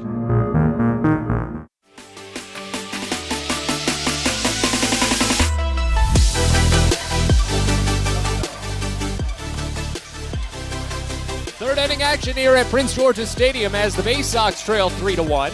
Ryan Watson back to work for Bowie. Faces off against rehabbing major leaguer James McCann. Had him on the ropes his last time up before getting him to fly out to center. And to take the next couple of innings, here's Adam. Well, thank you so much, Matt. So we don't see a rehabber on the road all that often, do we? But we've got one right here in McCann. Veteran catcher beginning his rehab assignment tonight. Baysox are playing the Pole Graffinito, the second baseman, right up the middle. Here's the pitch. And a fastball strike on the outside part of the plate to get ahead 0-1. So McCann broke the hamate bone on his left hand. He had surgery just about a month ago on May the 17th. Really a quick turnaround to get back into action as he takes strike 2. A little bit off there from Watson. At the knees on the outer half of the plate. McCann said he knew he was ready to start rehabbing when he put his hands on the bat and wasn't thinking about his hands anymore. As this slider cuts well down and away. And they count 1-2 to McCann, leading off the third inning. Once again, it's Binghamton in front, 3-1. Usually the hamate bone injury is more of a 6-week injury, not 4, before a return. Pitch. Fastball missing in, and the count is now 2-2. So McCann has played 21 big league games this year for the outstanding New York Mets. Was hitting 196 when the injury occurred on his left hand. The 2-2 pitch, and it's off the outside. We have seen this from Watson today, getting ahead 0-2, and all of a sudden, it's a 3-2 count. Ryan Watson threw 21 pitches in each the first and the second innings. The wind of the payoff pitch. Swing and a miss. He got him. That had some cut to it. He threw him the slider. And it is his second, or check that, third strikeout now of the night And one retired, and here is Francisco Alvarez, who hit a soaring homer off the batter's eye over the 405 sign and straightaway center for the home run. His first time up today. His 14th, I believe, of the year. As here's the pitch. And he swings and drives one well to center. Playable this time, though. Watson's there, and he makes the catch. You got to give it to the Baysox analytical team there. I mean, Watson, he could have been in a lawn chair. He would have caught that baseball. Perfect positioning. And there's two down quickly, and here's Brett Beatty. Beatty was the Mets' first-round pick in 2019, so he was actually drafted in the same round as Adley Rutschman. He was the 12th overall selection in the first round of the 2019 draft. Pitch coming, and he hits it the other way, and it's a base hit. Past the diving third baseman Prieto was playing well off the bag. He was playing him to hit it that way, but that ball was hit at 107 miles an hour. So a solidly struck single. And now we get into this run, 4 straight lefties and 5 out of 6. Beatty a lefty. Here is Carlos Cortez, who worked the 9-pitch walk that began the 2-run second inning rally that has Binghamton in front. The runner at first, 2 down, 3-1. The Rumble Ponies leading Bowie. As Watson throws, and it misses low, an off-speed pitch. And they count 1-0 here to Cortez. Now, Binghamton has some really highly thought of ball players on this club. And Alvarez and Beatty really lead the way as far as the prospect rankings are considered. The 1-0 pitch. And Cortez lifts a high foul out of play left side. And they count 1-1. Last year, Cortez really found the power swing. He was third in the Mets system in a stat called isolated slugging percentage. Now you might say, okay, what is that? As Watson comes home with it, and a fastball is up and away, and the count is 2-1. Well, it really tells you what it is. It isolates the slugging percentage, meaning your slugging percentage minus your batting average. So it's really all about the amount of extra base hits you have. And Cortez had a bunch of them. 2-1 coming. Beautiful backdoor breaking ball on the outside part of the plate. And the count is 2-2. That was a beauty. But Cortez hit 168 to start the year in 34 games in AAA Syracuse. This is 22nd game here in Binghamton. Back in AA. As the 2-2. Reaching swing on a changeup away and fouled out of play. A good protective cut by Cortez to stay alive. Cortez is 2 for 10 with a homer in this series. So if you isolate his slugging percentage, that's 2 hits and 1 of them a homer.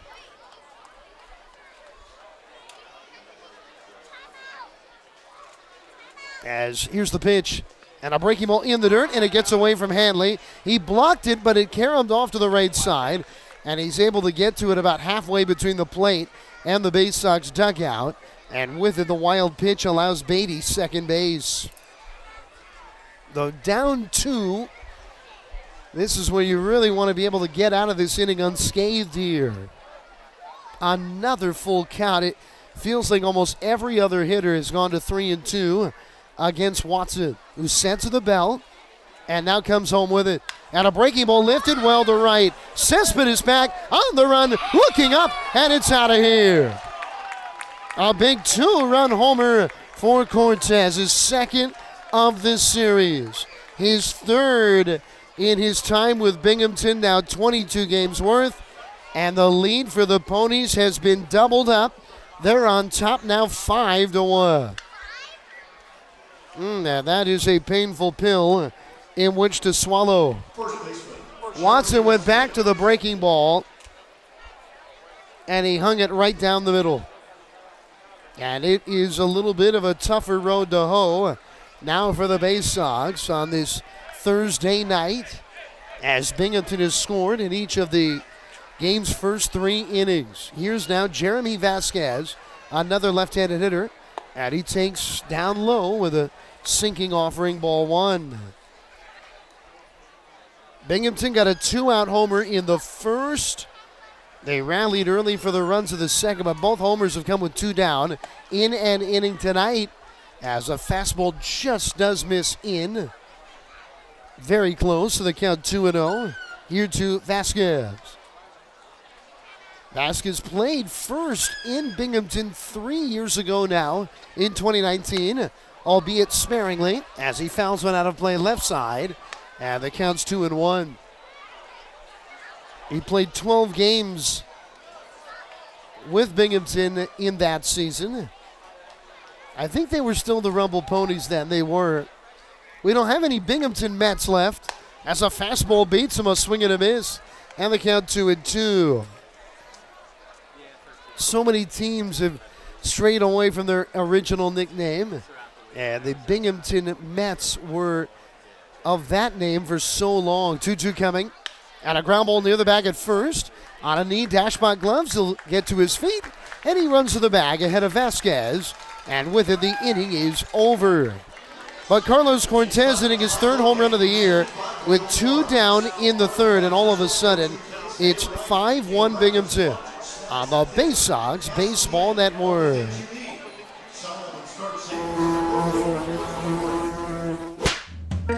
Pest Now is proud to partner with the Bowie Baysox and provide their pest control services. For all your residential and commercial pest control needs, call Pest Now. For general pest control, termite control, mosquito control, and all other pest control services, call Pest Now. You can reach us at 301-231-8300 or visit us online at www.pestnow.com. Most people don't know what a steam fitter is. More importantly, what we do and how much it impacts you. Just take a moment to think about what your world would look like if you didn't have the ability to generate electricity, to have heating or air conditioning, microchip production, internet service, web-based storage, cellular service, and frozen or refrigerated produce. Could you imagine? And these are just some of the things that we impact. Please visit steamfitters-602.org and let's talk about how we can bring value to you. Look at your red capes ready and your iron suits too, because it's Superhero Day at Prince George's Stadium on Sunday, July 31st. You can meet your favorite costumed hero, and the first 750 fans ages 13 and up will pick up a Grayson Rodriguez Superman bobblehead for their own. Not only that, but it'll also be Heroes Day at the ballpark, honoring police, fire, and EMS with a Guns N' Hoses charity softball game. And the Baysox will wear custom Heroes jerseys, auctioned off post-game to benefit the Children's Cancer Foundation. Sunday, July 31st, so get your tickets at Baysox.com.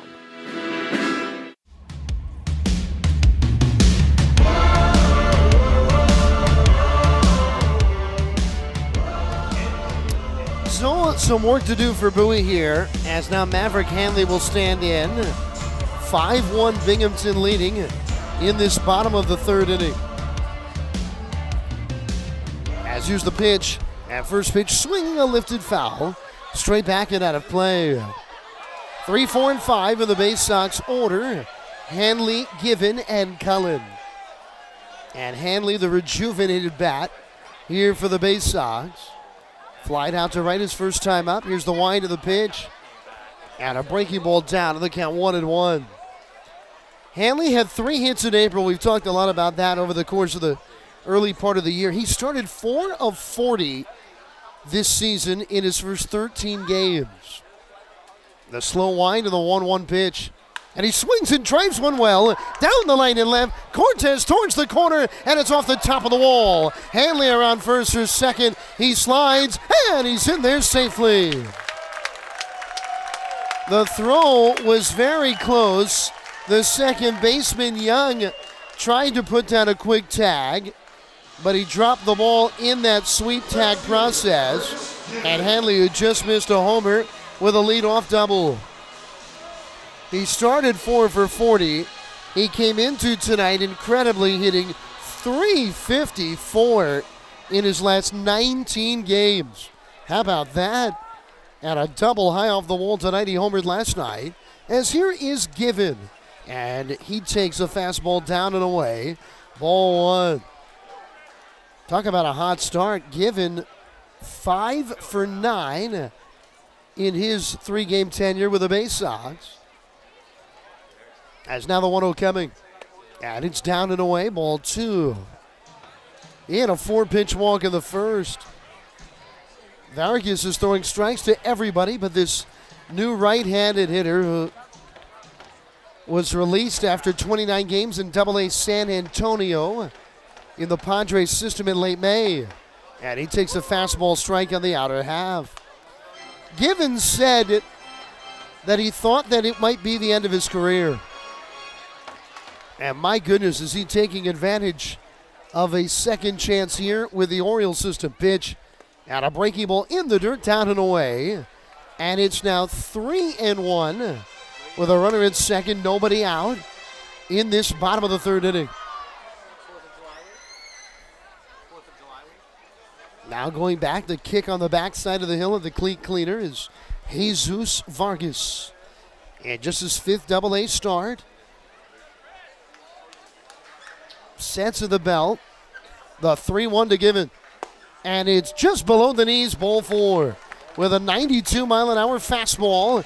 Given aboard for a second time tonight. And here come the Baysox. 2-1, nobody out. And Greg Cullen to the plate. You don't see it often. Vargas was a reliever to start the year at High A Brooklyn. 6 of his 7 outings there with the Cyclones were out of the bullpen. The Venezuelan prospect was 2-1 with a 2.03 ERA. This is actually his first year in the Mets system. As there's the ball hit in the air, well to left field. Cortez back on it, still back near the track to make the catch. Both runners tag. Uh-oh, we're going to have 2 runners at second base. They cut it off, a throw to third, and out at third is Hanley. A base running disaster for Bowie. So both runners tagged. Hanley should have just kept going, and he stopped halfway and headed back. And the first thing he saw was the orange jersey of Given. The Hanley is retired. Probably 7-5 to 6. And all of a sudden, a big opportunity for the Baysox to cut into a 4-run deficit. May go by the wayside here.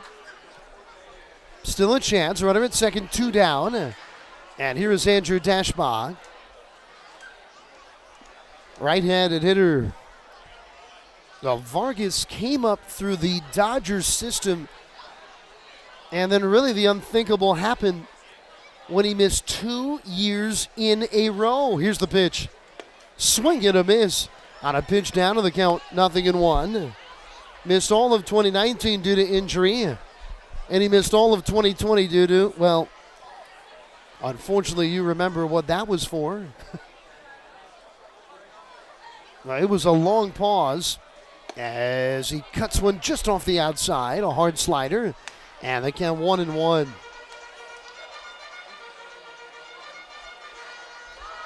First chance at this Double-A level for this right-hander. The 1-1 to Dashbach, and he swings and misses through a fastball. That was right down the middle. And they count 1-2. 5 runs, 5 hits, no errors for Binghamton. A run on 4 hits, and no errors for Bowie. As Vargas looks to second, he's in the sunlight, dealing towards the shadows. He throws. And a ball lifted well, center field. Brody back on it, still back, looking up. It's out of here. Dashbach gets into a fastball and lifts it out to straightaway center. It is his 9th home run of the year. And the Baysox are within 2. It's a 5-3 ball game.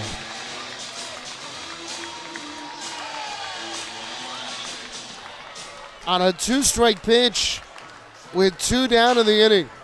That is an enormous swing of the bat for the Baysox. After the base running faux pas, looked like a big inning, could end up with nothing for Bowie. As here's Watson in the pitch. And he swings and hits a towering pop fly down the left field line. Shortstop well out Rodriguez, called off. And the left fielder Cortez right on top of the line, cutting in diagonally, makes the catch. But Bowie gets a big 2-out, 2-run homer off the bat of Dashbach.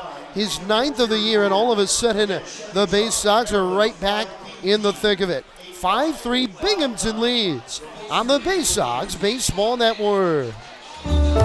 On the Green Incorporated is your lawn care team, providing professional organic-based lawn care programs for residential and commercial lawns. Our lawn care programs provide ballpark quality results. Each service is custom tailored with guaranteed results for even the toughest lawns. On the Green also offers outdoor pest control services. Mosquitoes, ants, ticks, and more. Safely and effectively control insects and enjoy the outdoors this summer with On the Green Incorporated. Go to onthegreeninc.com. Baseball is a game of specialists. Base stealers, closers, cleanup hitters. Together, they help their team stand out from the rest. Specialists also help set Chesapeake Employers Insurance apart from other workers' compensation insurance companies. Our health services team includes orthopedic surgeons, nurse case managers, a physical therapist, and more, all to get your employee back to work, contain costs, and keep premiums down. That's teamwork. To learn more, connect with your agent or visit Chesapeake Employers at CEIWC.com. The best way to take in a Baysox game is with a group outing at Prince George's Stadium. Everything from entertaining clients to birthday parties and even fundraising opportunities for your team, the Baysox offer plenty of options for your group at unbeatable rates, with plenty of options on suites, seats, and decks around the ballpark. Your group can eat their fill and have an unforgettable time. Find out more and schedule your group outing by calling 301-464-4880 or going to Baysox.com.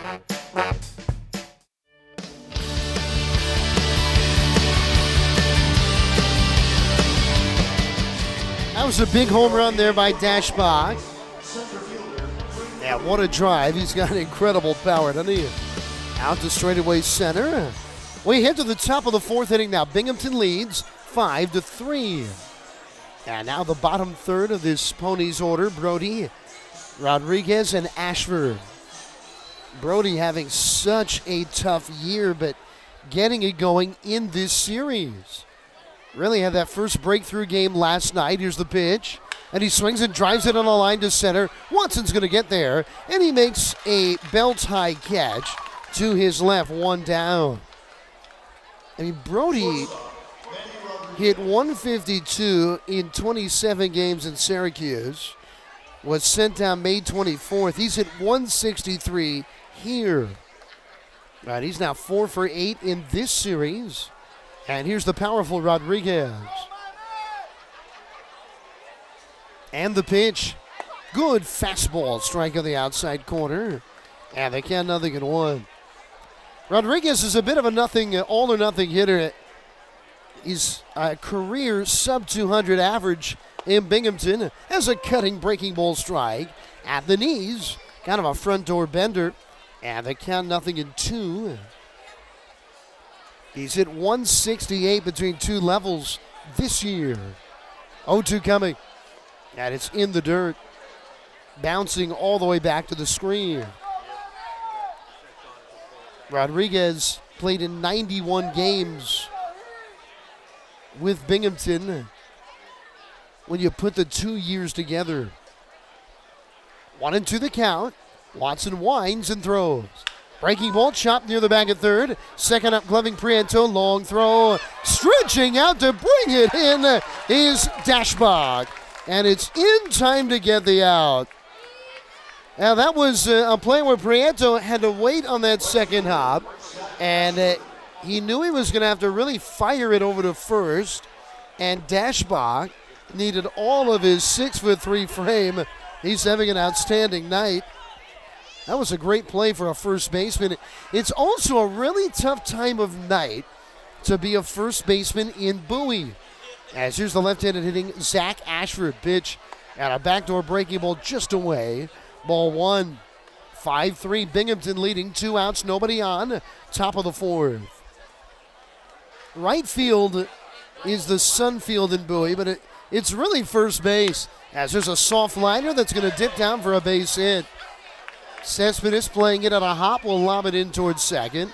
And Ashford with a 2-out single. And now the top of the order will get a look as another left-handed hitter, Wyatt Young, will come to the plate. You can see Dashbox got the sunglasses on. We are right at the time where that sun is setting beyond the third base side of Prince George's Stadium. And sometimes on a pickoff play, if a ball is kind of lobbed over to first, it can be really, really tough to handle. As Watson, a long pause, comes home. And there's a foul tip into the middle. The catcher in Handley. And they count 0-1. So not only was Dashbuck having to really stretch for that throw, but it was with the sun right in his eyes. And he went and got it. That's a big out here. As now the 0-1. And a check swing foul on a line left side. I hope everybody's all right. And the count is 0-2.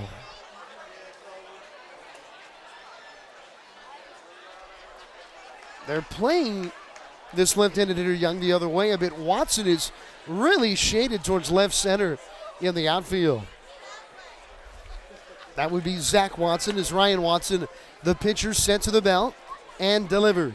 And a fastball fouled away left side.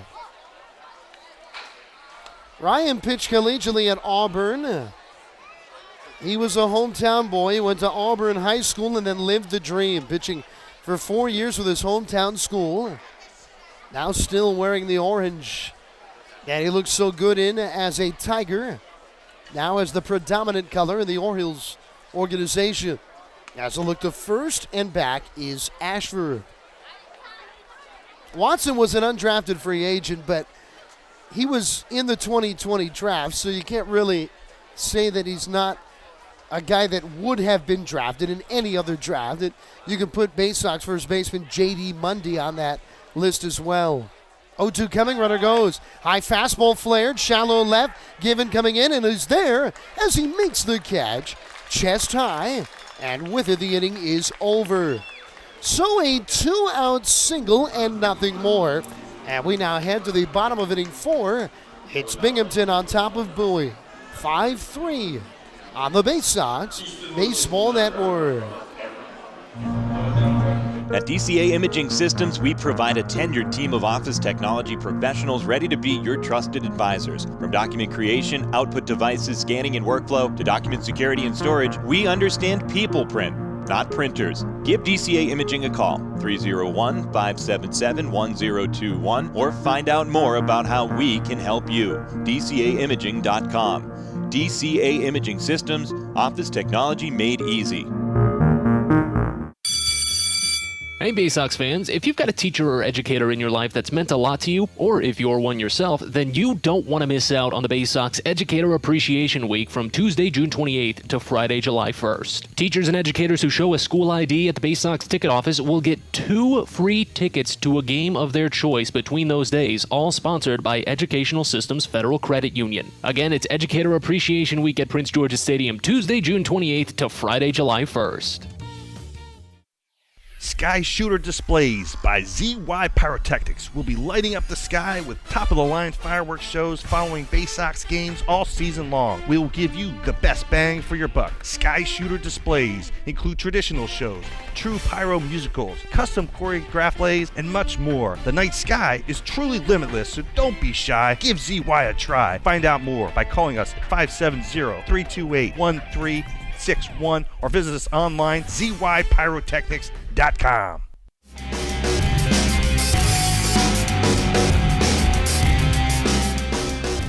Well, it's really turned into a beautiful night for baseball here as we now head to the bottom of the 4th inning. Binghamton leading 5-3.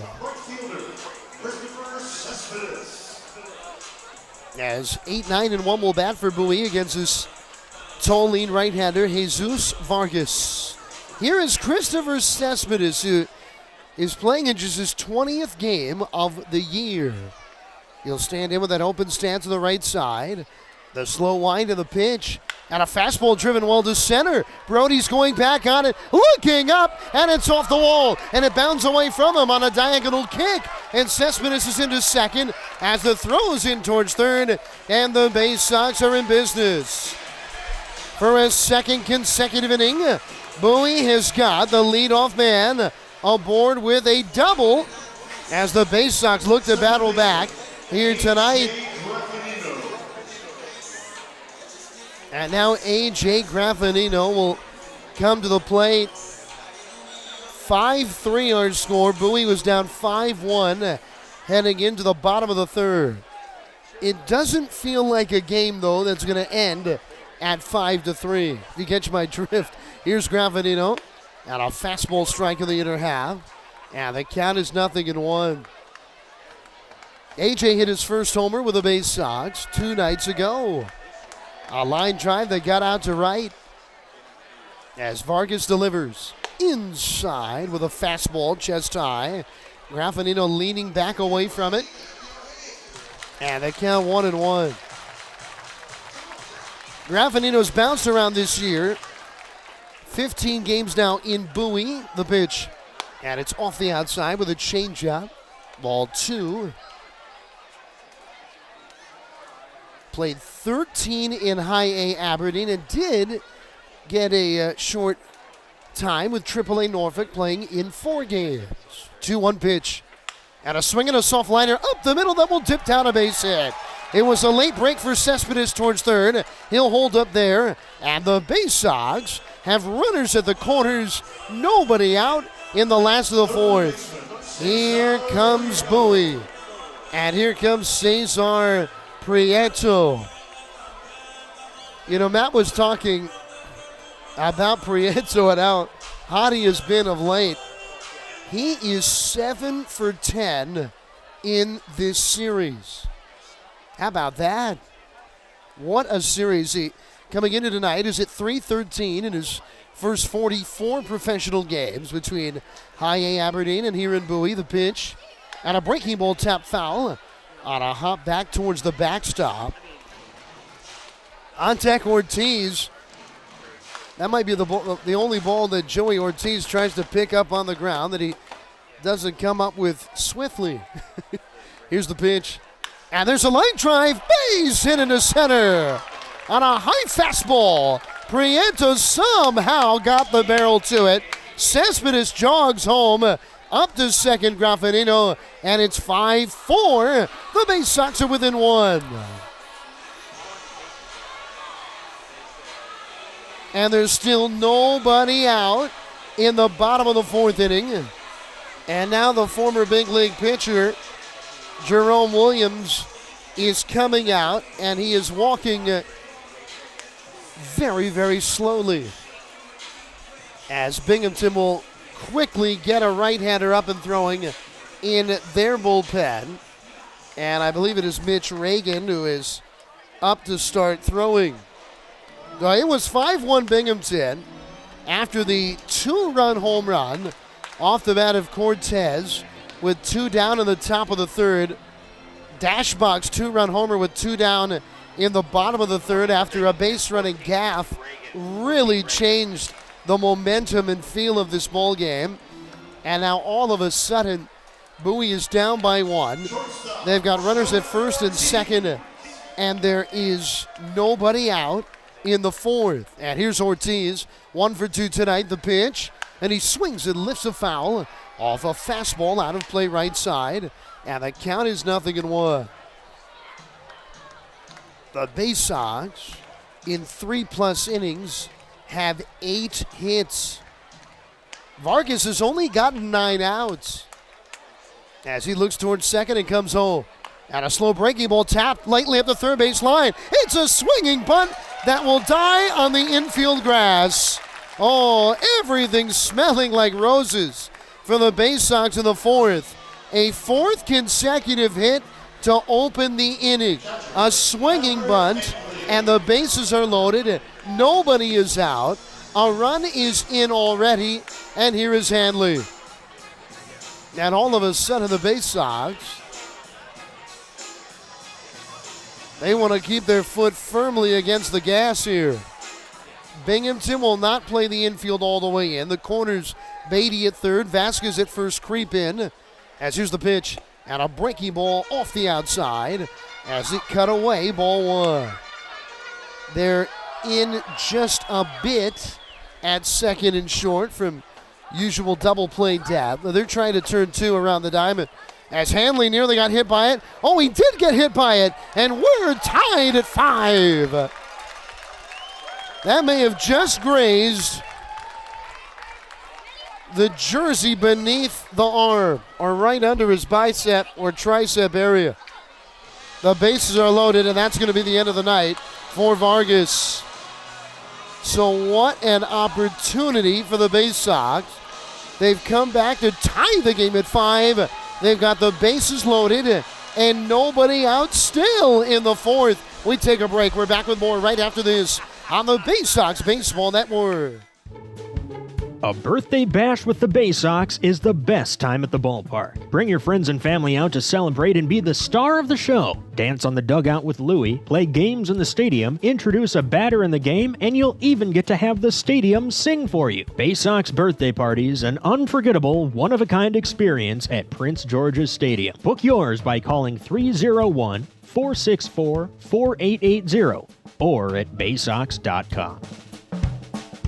From sprains to stitches, sore throats to stomach aches, and pulled muscles to poison ivy, care is around the corner at Patient First. Walk in to see a doctor from 8 a.m. to 10 p.m. every day of the year. X-rays, lab tests, and prescription drugs are on site, and most major insurance plans are accepted. For routine illnesses and injuries, Patient First is here for you. Patient First, the name fits. Patient First, proud partner of the Bowie Baysox, open 8 a.m. to 10 p.m. every day.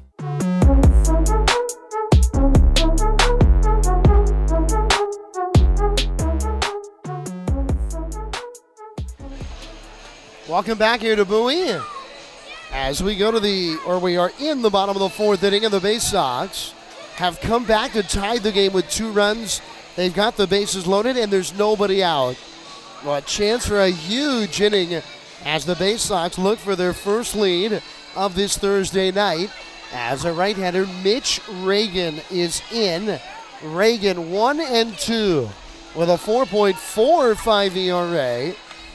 And obviously, with nobody out in the 4th, he is in a spot where Binghamton, the Ponies, need a little bit of length here. If this were a race, they need him to run the Belmont, not the Kentucky Derby.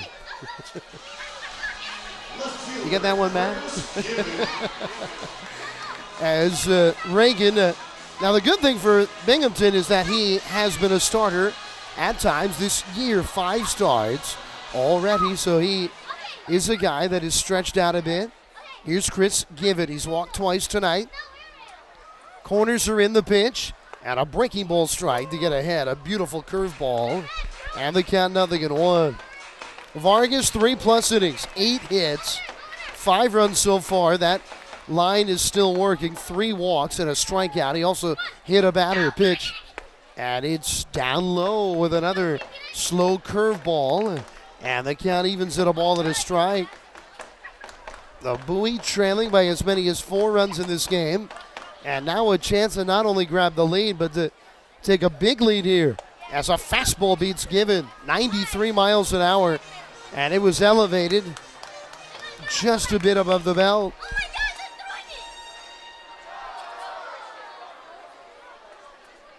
Tough spot to come in, having to warm up so quickly in a spot where the game, in theory, could be on the line here. He throws, and a reaching swing fouls off a fastball. Kind of a late decision there by Given to take a hack at it, and a good job. Good protective swinging away there, if you will. And Given fights it off to see another pitch here. 1-2 the count as Reagan is ready to go. The righty throws, and a breaking ball chopped left side. Shortstop Rodriguez gloves will go to third, and they get a force out there, but home to score Prieto, and the Baysox have a 6-5 lead. Now it is the rare 6-5 put out. Hanley's up to second, Given at first on the fielder's choice RBI. And now Greg Cullen will come to the plate. 3 runs in this 4th inning.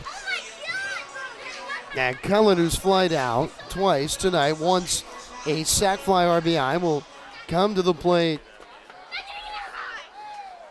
Such a patient hitter at the plate. As here's the pitch. Swing and a foul and a line back to the screen.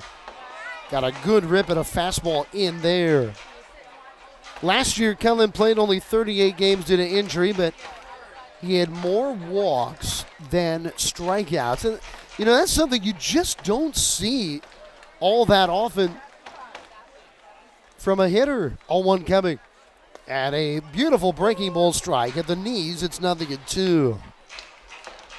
31 walks to 30 strikeouts a year ago. This year he's just shy of it. He's got 14 walks and 18 strikeouts overall. 1 down in the inning. Here's the pitch. Fastball inside, about belt high. And the count is 1-2. To the first 5 in the inning reached. The lead runner now is at second in Hanley. Shortstop trying to keep him pretty close to the bag, Rodriguez. As here's the 1-2. Swing and a lifted pop-up, center of the diamond. Third baseman Beatty is in. Infield fly rule in effect. He'll make the catch. And that's a big out there. As there's 2 down in the inning. And now the man that really sparked this Baysox comeback, Andrew Dashbach, will come to the plate. So Dashbach's not going to be a hitter that hits for big average, but when he gets going, he can almost carry a team. He's got 3 hits in this series, every one of them for extra bases. Big right-handed hitter. Here's the pitch, and he swings and lifts a foul fly. Aggressive cut on a 92-mile-an-hour fastball as it's out of play off to the right side. And the count 0-1. Hanley did steal a base earlier in this series. He'll be running with contact. He's off the bag at second. 0-1 coming. And a lifted pop fly, shallow center. Rodriguez, the shortstop, out, but it's Brody's play. And the center fielder coming in on it, makes the catch. And with it, the inning is over. But it is a big inning for the Baysox. They get 3 runs in the frame. And Bowie has their first lead of the night. 6-5 on top on the Baysox Baseball Network. Hey kids, the Baysox Futures Club is the best way to be a fan of the Baysox, and it's completely free for kids ages 3 through 12. Futures Club members get access to special members-only events, discount ticket offers, and free gifts for just signing up. Parents, head over to Baysox.com to sign up your kids, so don't miss out on all the promotions and giveaways at Prince George's Stadium this season and next. The Baysox Futures Club. Sign up now at Baysox.com. Hey, coffee lovers. Know where you'll find the world's freshest cup of coffee? Right here at Royal Farms. Because with our new brewing system, it takes less than a minute to go from selecting the kind of coffee you want to this. The freshest, most flavorful cup of coffee you can buy is at Royal Farms. So try one. It'll be love at first sip. Because it's the freshest coffee in the world. Real fresh, real fast, Royal Farms. If you're working in the Washington, D.C. metropolitan area as a pipe fitter, pipe welder, or HVAC service technician, and you're interested in a better life, a better means to provide for yourself and your family, a way to make sure that you're earning the highest wages and the best benefits in our industry, visit our website at steamfitters-602.org. That's steamfitters-602.org. And let's talk about what we can do to help change your life.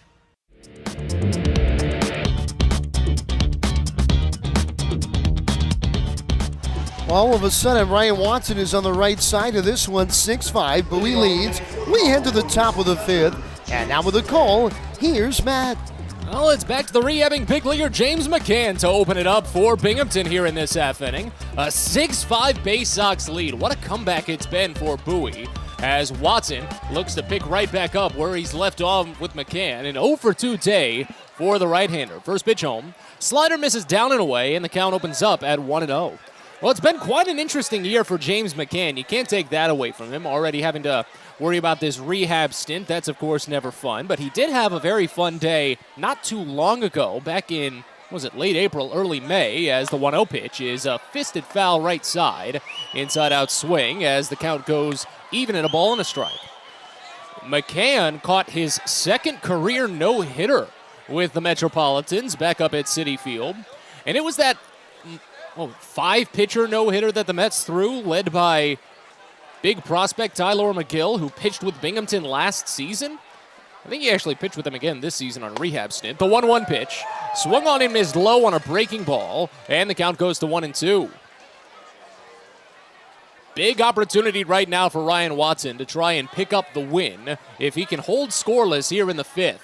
A great comeback effort for the Baysox offense as Watson takes a heavy sigh, kicks and fires the 1-2 to McCann. It misses down and away a slider, and the count goes even at 2 balls and 2 strikes.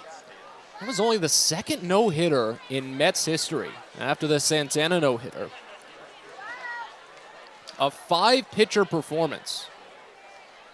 Tyler McGill, Seth Lugo, Joely Rodriguez, Drew Smith, and Edwin Diaz. The 2-2 to McCann. Misses low. Changeup runs the count full here as we get rolling with the 5th inning in this 6-5 Bowie lead. After McCann, it's Francisco Alvarez and then Brett Beatty. Alvarez had the solo home run that opened the scoring in the 1st inning. They play McCann pretty hard to pull on the left side as the payoff pitch comes in. Fouled off, in on the hands and back to the screen, count holds. Well, again, the first reports were coming out for McCann to rehab with Binghamton. Looking up at it around last night, yesterday afternoon. But Binghamton wasn't fully informed about it, or at least their public relations department wasn't. So by the time the lineup came through, it was a surprise to us here in Bowie that McCann would be arriving. As the payoff comes in, and it's swung on and missed for strike 3.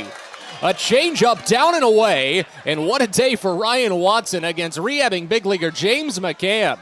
Holds him to 0 for 3 with a pair of strikeouts. 4th punch out on the day for Ryan Watson. McCann just had a long look back at the mound as he walked back to the dugout thinking, who's this kid that just set me down so quietly?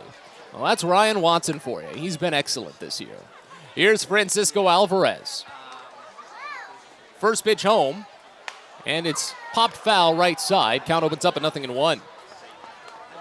Well, when I told the Baysox staff that, hey, Brian McCann is going to be rehabbing today, it was already about 3:30, 4 o'clock.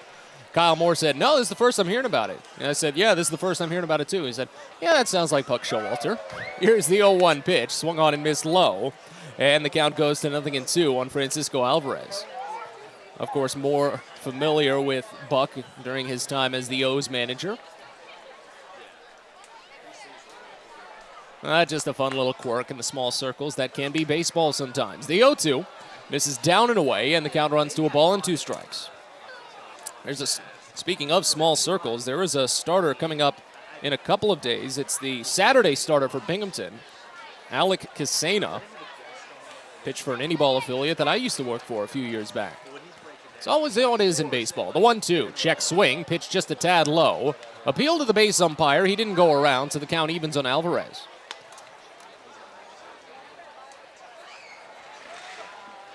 Couple of loud outs as well for Alvarez as he's still trying to rebuild after that 12-game hit streak came to a close at the start of this series. Hard line out to center back in the 3rd inning as Watson tries to retire him again with a 2-2 offering here. Just misses down and inside. A breaking ball runs the count full as Watson is still climbing that pitch count. Coming up on a season's high at this point, 84 offerings so far. Here's the payoff. Swinging a hard hit ball, but a grounder to the left side. A long run for Ortiz. He has to spin and fire to first. What a stretch! Andrew Dashbuck holds on! Are you kidding me here? What a 6-3. The best you'll ever see. The spin by Ortiz and the splits from Dashbuck at first base lead to an incredible putout for the 2nd out here in the 5th inning. Wow.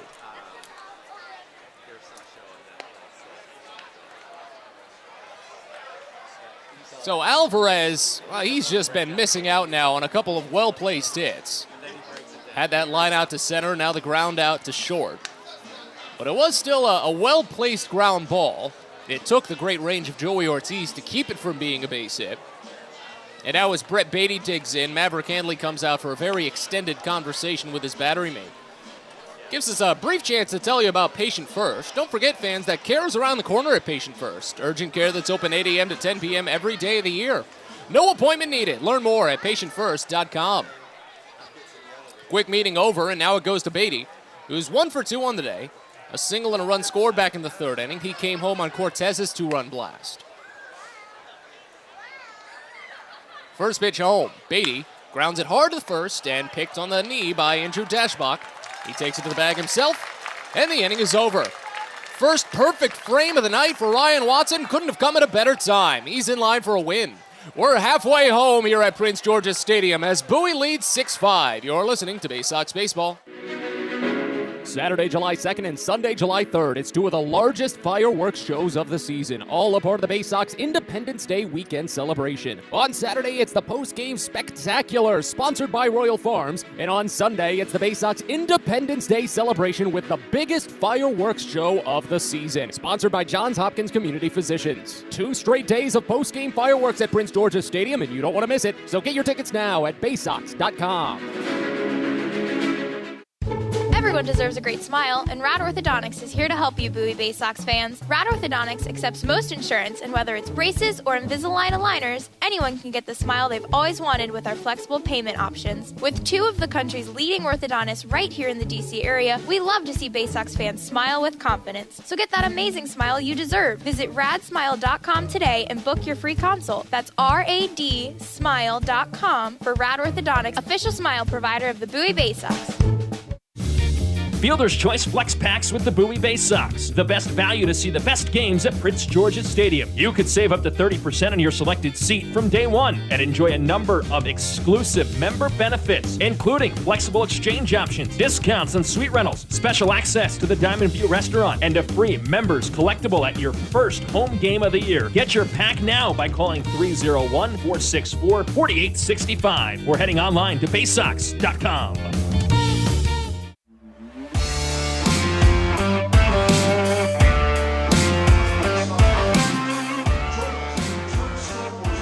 Bottom of the 5th inning here at Prince George's Stadium as the Baysox continue to roll. A 6-5 lead now, a come-from-behind lead for Bowie over Binghamton at the moment. Ryan Watson capping off a 5-inning performance with his first perfect frame. His day will probably be done as Connor Lopridge is warming on the mound in Bowie's half inning of offense. First pitch home to Zach Watson here is swung on and just pieced foul into the mid of the catcher inside, and it's 0-1 to open on the right-hander. 7, 8, and 9 in the Baysox lineup due here in the bottom of the 5th inning as Mitch Reagan continues on the mound for the Ponies. Next pitch spoiled foul right side, and the count already to 0-2. And it was such a very tough day for Jesus Vargas because he had such an early opportunity to cruise, but he eventually finishes with 3+ innings and 5 runs allowed, all earned on 9 hits. Next pitch. Watson watches high fastball, and the count goes to a ball and 2 strikes now. Here's the 1-2. Breaking ball misses down and away, and the count goes even at 2. Well, I was recently reminded of something I had learned about Zach Watson the other day, and it was on a conversation I had had with him following an off day. I can't remember which one. I think it was back in mid-May. The 2-2. Late swing, just rolled over foul right side as the count holds even. He had spent the off day with Gunnar Henderson. I do know that part because if you aren't aware, and I actually didn't make it too much common knowledge, but Henderson, much like I think Colton Cowser down in High A Aberdeen, is fond of Legos. As the next pitch to Watson is called strike 3 on a low fastball. Watson is sent down looking. Just the second strikeout of the day for Binghamton pitching. First for Reagan. Watson was just regaling me with how Henderson had pressured him. He said it in a jokingly manner. Pressured him to go to the Lego store during an off day. And he picked up a couple of sets. We can talk about it more later. Here's Christopher Cespedes. First pitch, a breaking ball. Misses down and away. Count starts out at 1-0. But yeah, I think down at High A Aberdeen, that was Colton Cowser who had the story about him where he had the giant millennial falcon taking up his entire dining room table. As the 1-0 pitch comes down, count goes to 2-0. I don't remember who he was rooming with specifically. I assume we'll find out soon enough because Cowser, Kobe Mayo, a bunch of folks from Aberdeen are bound to make their way to Bowie this season as the next pitch is grounded foul by Cespedes left side. Count goes to 2-1. Great day at the plate for Cespedes, a double and a run scored in that fourth inning in which Bowie poured on 3 runs to come from behind and take a lead. He also walked in the second but was taken out on a fielder's choice. 2-1, misses just away a fastball, and the count goes to 3-1. I gotta say, sans a few wide pitches called on left-handers today, it's been a fairly reasonably called game from Evan Johnson. Next pitch fouled off back to the screen, just a piece, on a fastball just outside. And the count stays, well, actually it goes full. But James McCann has really been putting together some excellent work trying to frame some of these pitches. But on the readout, they look to come in as balls, the 3-2, grounded foul. Still again third base side, so the count holds on Cespedes as he runs up the pitch count on Mitch Reagan so far, up to 24 today. But yeah, McCann's putting together, a major league effort behind the plate when it comes to framing some of these pitches. And I've already given the praise to Francisco Alvarez as well in the 2 games that he's caught in this series. He's got a really good framing mind. The 3-2 again fouled off. Cespedes still holding on right now, taking this plate appearance as far as he can. Second full count he's drawn today as well. He drew the walk back in the second inning on a full count. Bases empty, 1 away here in the bottom of the 5th inning. Bowie ahead 6-5. A game they trailed 5-1. The 3-2. Curveball misses down and away. Cespedes took it on a full squat the whole way down just to make sure it came in low. But he draws his second walk of the day. And the 4th given up by Binghamton pitching, first by Reagan. That's such a keen eye for Christopher Cespedes. I imagine it's something that they've maybe focused on in game prep. Because you look at his pitches per plate appearance. Of course, I'm very fond of that metric. His isn't actually that high compared to the rest of the lineup. Here's A.J. Graffinino, first pitch. Fastball misses inside, and the count starts out at 1-0. Again, small sample size in just 16 games, but Cespedes only sees about an average of 3.7 pitches per PA. Among the active lineup, that's actually tied for the lowest with A.J. Graffinino, who's at the plate right now. Here's the 1-0. Graffinino watches up and away. Fastball runs the count to 2-0. But again, small sample size for a handful of guys in this lineup. Between Greg Cullen, who's only played in 11 games, Chris Given, who's only played in 4, and only 3 of them he's been at the plate. The 2-0. Misses just inside. A fastball again. Count goes to 3-0 on Graffinino. But Cespedes has been running these pitch counts up the last couple of days and getting on base at a pretty consistent clip. Of course, it's hard to catch Andrew Dashbach. He leads the entire team with that 4.5 pitches per PA. He's so good. The 3-0. This is high, ball 4. A 4-pitch walk. Graffinino takes first. Cespedes will take second. On back-to-back free passes by Reagan.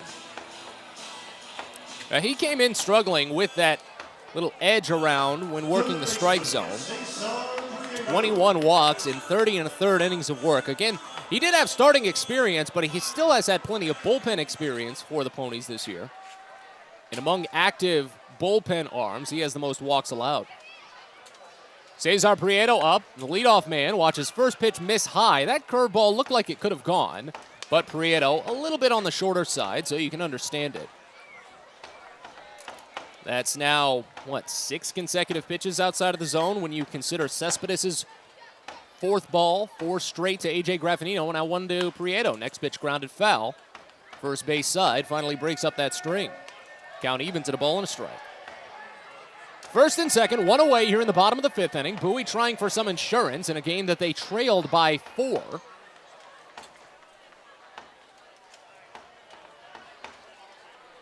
Left-hander tossing in the pen for Binghamton, the 1-1. Prieto watches up and away, and it goes to 2 balls and a strike.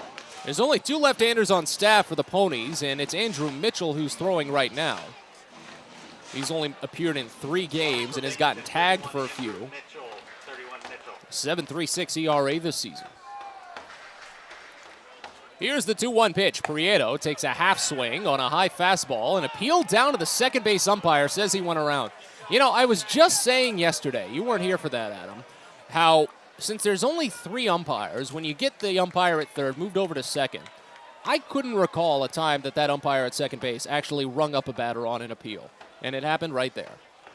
Runs it to 2-2 on Prieto as the next pitch comes in, and it's lofted out toward left field and shallow. Cortez running in and has to make the scoop catch at the knees. A long run for the left fielder with a good beat. And that takes away a hit for Prieto. Would have been his 4th on the day if it fell. Second out of the inning, and Joey Ortiz will step in. 2 for 3 day for Joey, a pair of singles, including a swinging bunt single.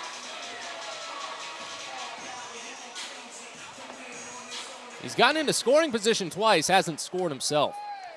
But again, Bowie, a big opportunity to increase right now.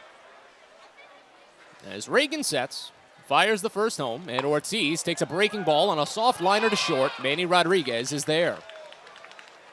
He read it cleanly off bat, stepped to his left about 2 feet, and the inning is over. Couple of one-out walks left stranded, and as we go to the 6th, Bowie's still holding on to a lead. It's 6-5. We're back after this. You're listening to Baysox Baseball. Sky Shooter Displays by ZY Pyrotechnics will be lighting up the sky with top-of-the-line fireworks shows following Baysox games all season long. We will give you the best bang for your buck. Sky Shooter Displays include traditional shows, true pyro musicals, custom choreographed plays, and much more. The night sky is truly limitless, so don't be shy. Give ZY a try. Find out more by calling us at 570-328-1361 or visit us online, zypyrotechnics.com. It's not baseball season without fireworks, and you can always count on the biggest and best at Prince George's Stadium. There's no better way to cap off a fun evening at the ballpark than a spectacular fireworks show. And the Baysox have got you covered this season with 16 different shows to choose from. So get your tickets now at Baysox.com. Only 2 chances to catch fireworks in June on the 17th and 18th against the Binghamton Rumble Ponies. Hope to see you there.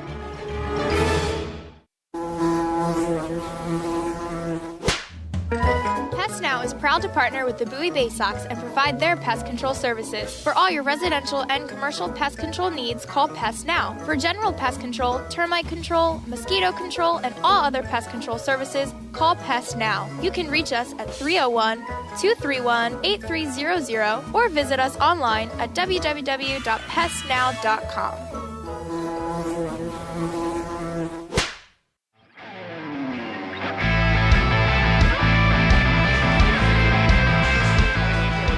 Well, as we move on to the 6th inning here at Prince George's Stadium, the Baysox make a pitching change.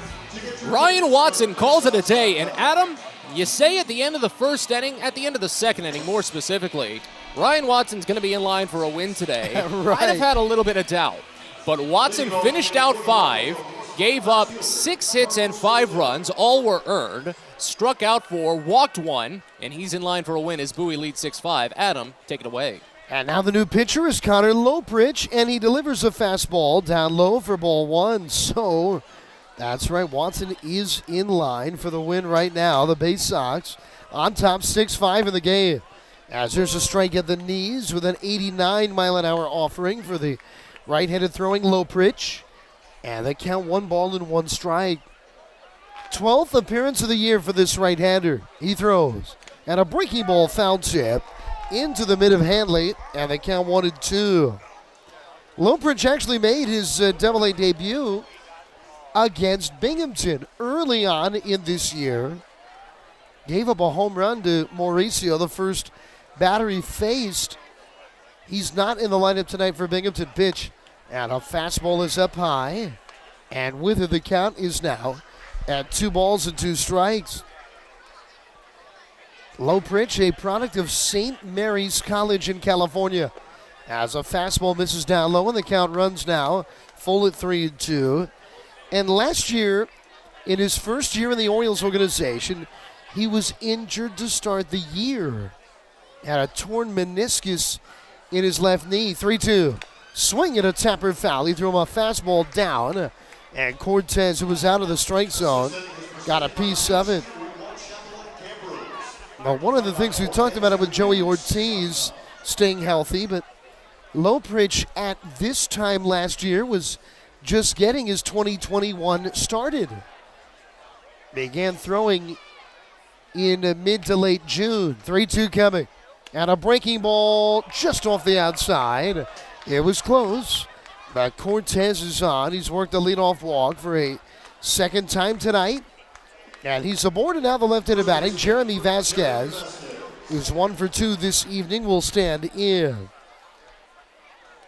Lopritch into tonight, 1-1 with a elevated 7.29 ERA, but it really doesn't tell the whole story. As here's the pitch to Vasquez, and he takes a fastball strike. Actually, it might have been a changeup there, a little bit off there from the right-hander Lopritch at the knees, and the count is 0-1. Lopritch has had 2 really good outings in a row here. He delivers, and it's in the dirt. Nice block by Hanley up the first base line, and Cortez has to stay put. 2 outings on the road in Harrisburg on June 7th and June 12th. Of course, the last of which now 4 days ago. Lopritch worked 4 scoreless innings, and he allowed only 1 hit in both of his outings. So he is coming in on quite a roll here, trying to continue to build. Pitch, swinging a hard grounder towards second. Gloving Graffinito to second, 1 quick turn in time. It's a double play. 4-6-3. So Graffinito was really swung around to the pull side, meaning he was probably 30 feet from first base. So when he gloved that baseball, he had to make a long throw to second, and he put it right on the money, and that allowed Ortiz to catch, sweep the foot of the bag, and make the accurate throw to turn 2. As Quinn Brody now bats, and the left-handed batter takes a breaking ball strike, and the count 0-1. What a way to eliminate a leadoff walk. 6-5, the Baysox lead it. Top of the 6th inning. Here's the pitch. And this fastball is down and inside at 91 miles an hour. And they count 1 ball and 1 strike. You don't see when a second baseman is swung around that far to the pull side, then a team turn 2 all that often.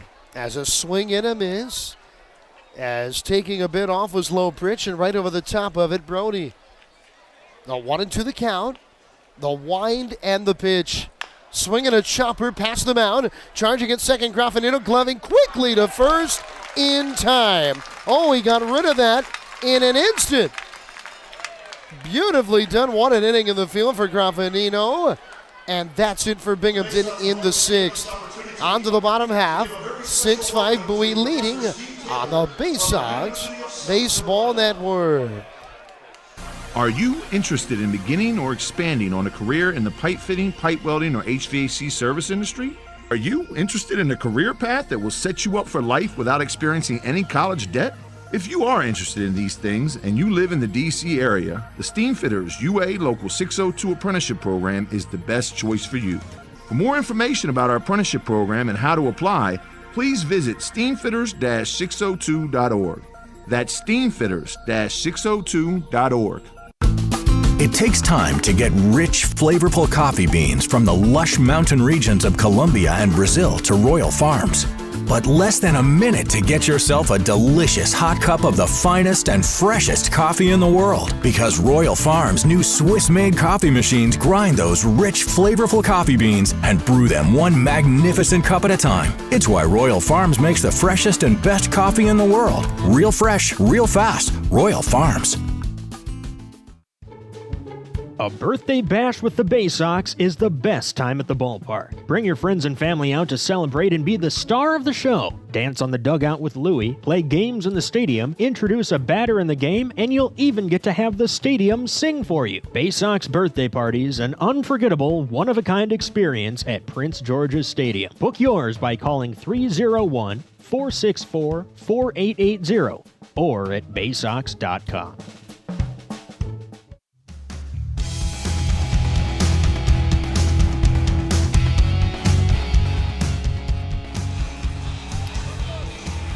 So we go to the bottom of the 6th inning, and the Baysox have a 6-5 lead. We got a new pitcher in the 3rd of the night here for Binghamton, and it is the left-hander that is in, Andrew Mitchell, as he comes in for Reagan, who threw 2 scoreless innings, allowing just 1 hit. Here's Maverick Hanley to lead things off in this bottom of the 6th inning.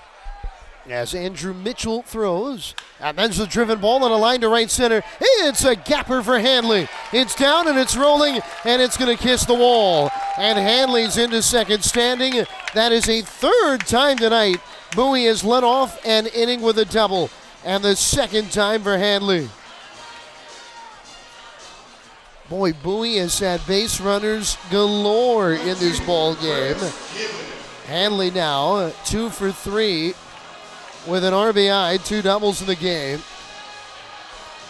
As here is Given, lean right-handed hitter without batting gloves. And Mitchell from the stretch comes home with it. Oh, a breaking ball is Given, showed bunt and pulls back. He takes inside, ball 1. Bowie's got 6 runs in their first 5 innings here, but they have left 2 men on base in 4 of the preceding 5 innings. It could have been even more. As a fastball strike on the outside. Count 1-1. You might say, Adam, you can't be that greedy. As Given never leaves the batter's box and awaits.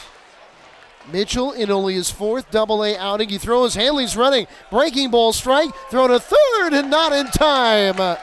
It's another stolen base for a catcher. Hanley's 2nd of the series, his 3rd of the season, and it's like he knew, looking in at the signs, he knew a curveball was coming. And now the infield is all the way in here at the edge of the grass. The count 1-2 to Given. As Mitchell comes home, and a swing and a miss, he got him, strike 3. Threw him a little cutter in under his hands, that little slider. And 1 retired. Now Greg Cullen is up for the left side. Already an RBI tonight. Outfield is playing a bit shallow here as well, along with the infield being in. Now you want to hit the ball in the air if you're Cullen, and he's hit it in the air in all 3 trips tonight, albeit he popped out on the infield his last time up the pitch. Big looping breaking ball. They didn't loop enough. Well up high, ball 1. Cullen flied out to right to bring home a run. A sac fly, the first run of the game for Bowie back in the 1st. The 1-0 coming. And a ground ball to second coming home. Hanley, throw to the plate, a tag, and safe is Hanley. He beats the throw. Cullen is aboard on the fielder's choice. And RBI 7-5 Bowie. And an argument is ensuing, as the former big leaguer Reed Brignac is out to argue.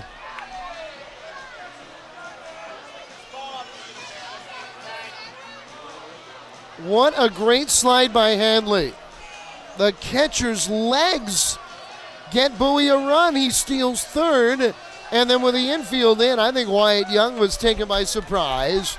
The Binghamton second baseman, as that play came to the plate. And Young threw home. The throw beat Hanley, but the slide came to the outside part, the back of the plate, and Hanley was in safely. That's a big, big play in the game.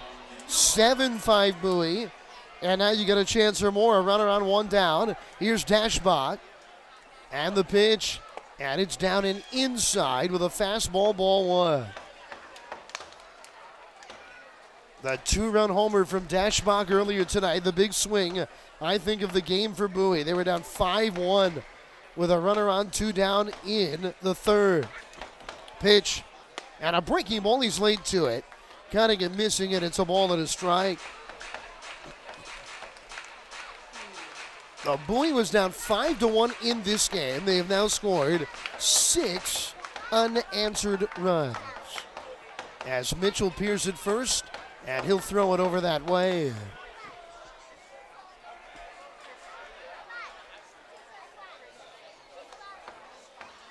Though they were the Binghamton Mets for a long, long time, decades. And then they unveiled the new name about 3 or 4 years ago, the Rumble Ponies. Pitch and a breaking ball fouled over the screen and out of play. Count 1-2. A fan got some hands on him and couldn't bring it in. And you might say, what is a Rumble Pony? That's what I was saying when I heard the new name.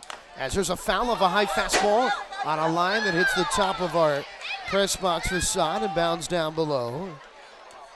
Well, the Rumble Pony is a name given to a pony that is in a carousel.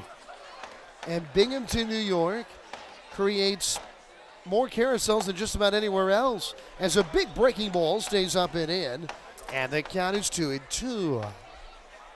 So that's why it's so weird when you look down the right field line now. You see here at Prince George's Stadium, the carousel is moving with kids on it. As a pitch up and away, ball 3. But guess what Binghamton doesn't have at their ballpark? They don't even have a carousel. For heaven's sake, they're called the Rumble Ponies, and they don't even have any rumbling ponies. 3-2 the count, the pitch, and it ties up Dashbach. It was off the inside, and he swings through it, strike 3. A runner at first, 2 down. And now Zach Watson will bat. So, of course, the next question is, well, is our carousel from Binghamton, New York? You got to ask that. So we ran down to the carousel, got our hands all greasy trying to find where that bad boy was created. As here's the pitch. Breaking ball missing down and in. Binghamton, it was not. All it says on it, Texas. What a letdown. As the count 1-0 to Zach Watson. And here's the pitch. And a swing and a miss. And the count 1-1. It's almost like if Binghamton had a lighthouse and the Baysox did not. Count 1-1 to Zach Watson. 7-5 Bowie the pitch. And he swings through a fastball. Strike 2. Well, Cullen's at first, 2 down. Watson hitless in 3 trips tonight. He is, though, feeling better at the plate of late. Starting to stand more straight up in the box and has had recent success. Here it comes. And he takes, just a little bit low as it faded beneath the knees. An off-speed pitch. Yeah, the count is 2-2. Watson with a hit in all 3 games in this series, entering tonight, 2-2. And he swings and drives one deep down the line and left. If it's fair, it's gone, and it is a foul ball. Watson was around first. The fans erupted, but unfortunately it was wide of the foul pole, narrowly. No argument. Remember, the Baysox manager, Kyle Moore, is also Bowie's third base coach. He didn't miss it by much. And Watson will stride back to the plate now with a count 2 balls and 2 strikes. 7-5. The Baysox lead it. Bottom of the 6th inning. A run is in. Hanley doubled and scored in the inning with some outstanding base running. Pitch. And he's out in front of it, lining it sharply foul off to the left. Onto the berm and bounding into the picnic area. Count staying, 2 balls and 2 strikes. But what happened? We've got catcher's interference. The Watson must have hit the glove of the catcher, McCann. So he is on via the air. Cullen is up to second. It's an E2. And now Cespedes bats. What a break for Bowie. And the pitch. And a breaking ball down and in ball 1. So if Mitchell gets this out here, That would now be 5 of 6 innings in which Bowie left 2 men aboard. Let's hope that doesn't happen. As Cespedes with an open stance awaits. He's walked twice in the game. Here's the pitch. And he swings it. It's a broken bat roller right past the mound and winning the race to the bag at second.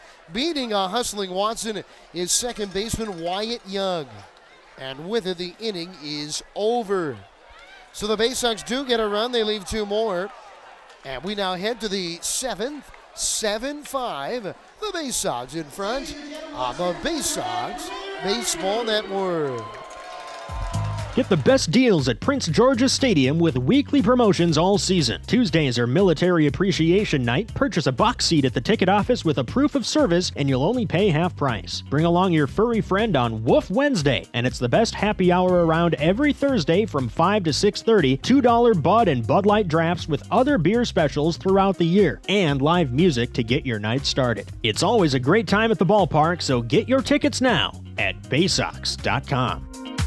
From sprains to stitches, sore throats to stomach aches, and pulled muscles to poison ivy, care is around the corner at Patient First. Walk in to see a doctor from 8 a.m. to 10 p.m. every day of the year. X-rays, lab tests, and prescription drugs are on site, and most major insurance plans are accepted. For routine illnesses and injuries, Patient First is here for you. Patient First, the name fits. Patient First, proud partner of the Bowie Baysox. Open 8 a.m. to 10 p.m. every day.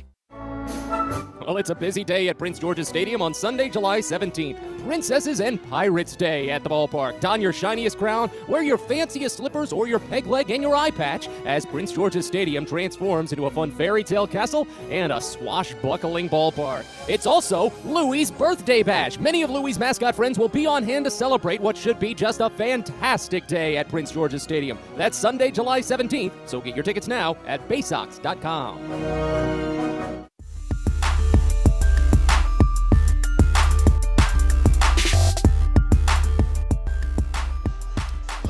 Alongside Matt Sabanis, my name is Adam Pohl.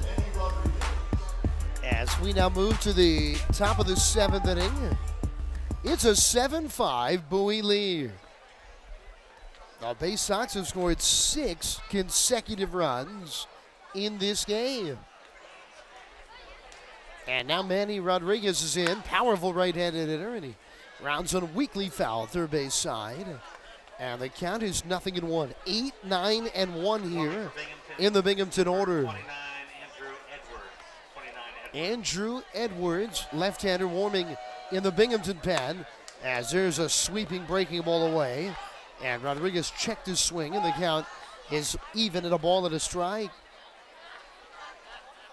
Ryan Watson allowed 6 hits and 5 runs in 5 innings. Now a second inning for the right-hander Lopritch, as he gets a swing and a miss with it. Almost looked like a little cutter there. Maybe a 2-seamer, but the count 1-2. It had some run to it.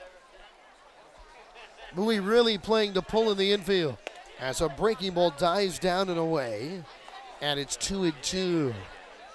Ortiz it short, very deep in the hole. Graffinino at second is up the middle, even well off first. Dashbach pitch. And a cued foul right off the end of the bat.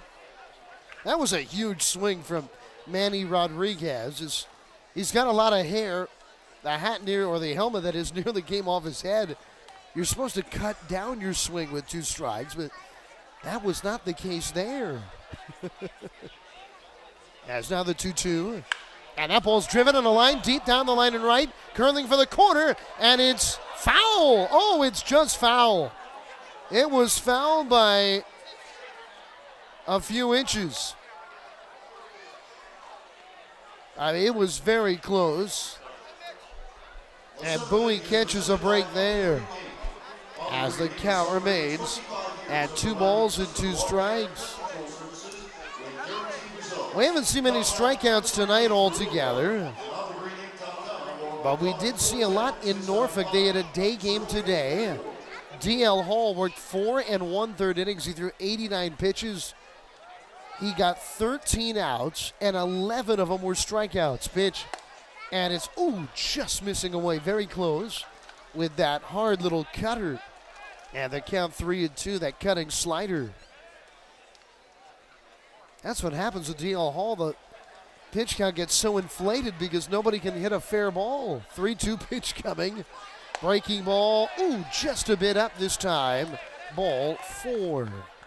Now Rodriguez has worked the leadoff walk. Second time that low pitch has walked the leadoff batter in an inning, and now it's Zach Ashford to stand in. Left-handed hitting right fielder. Ashford was a 4-year player at Fresno State. Of course, maybe guy that looks like the MVP in the American League right now, as we've got a ball that has gotten loose down the line, and time is called. That's the same school that Aaron Judge went to, of course, the New York Yankees star. And when Aaron Judge was in college, his collegiate roommate was a former Bowie Baysox. Here's the pitch. And a breaking ball just staying up high. That looked like a strike. And they count 1-0. That man is now the catcher for the San Francisco Giants. Back in the big leagues. Great to see it. Runners going. He got a great jump. Fastball strike. And no throw's going to be made. Boy, Rodriguez was off and running. It's only a 2-run game. He gets the steal. He's at second. Nobody is out. And they count 1-1 to Ashford. Austin Wynns played in Bowie, part of a playoff team in 2017. And in his first year outside of the Orioles system, he was starting the year in the Phillies system. As there's a chopper towards second, backing up into the grass, Graffinito gloving. Long throw gets the out. Up to third, Rodriguez, that stolen base of greater importance now. As now he's at third, 1 down. Bowie will bring the infield in. I believe in a 2-run game, we'll have to see. As left-handed batting, Wyatt Young will come to the plate, and now it looks like the Baysox are not going to play all the way in here. They're going to play back. A ground ball will bring home a run. As Loprich is ready, and he throws. And there's a chopper foul near the Baysox dugout. First base side.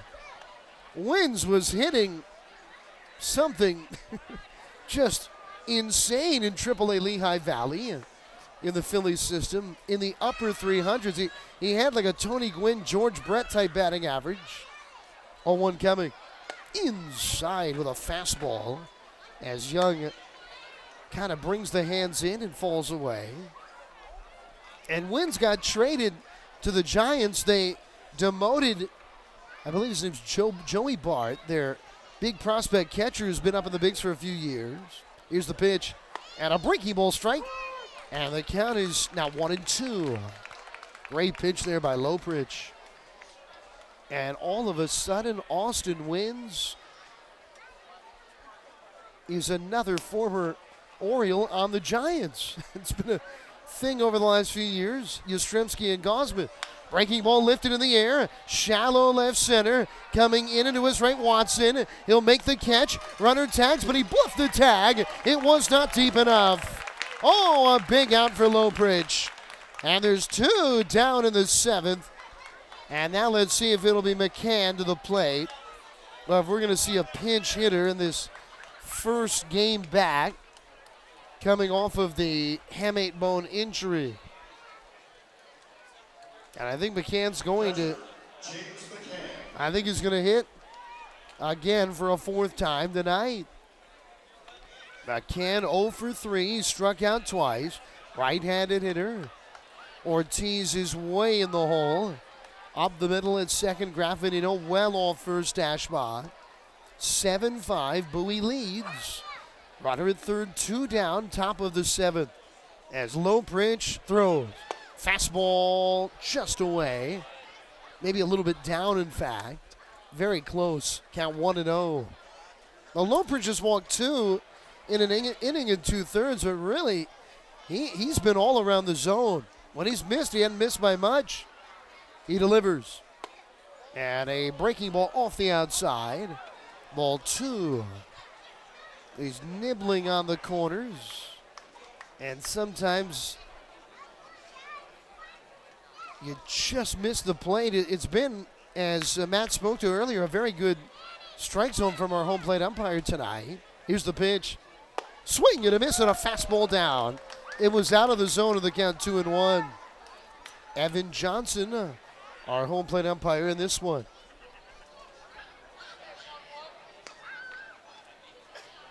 A low pitch still from the stretch with a runner at third, 2 down in this 7th.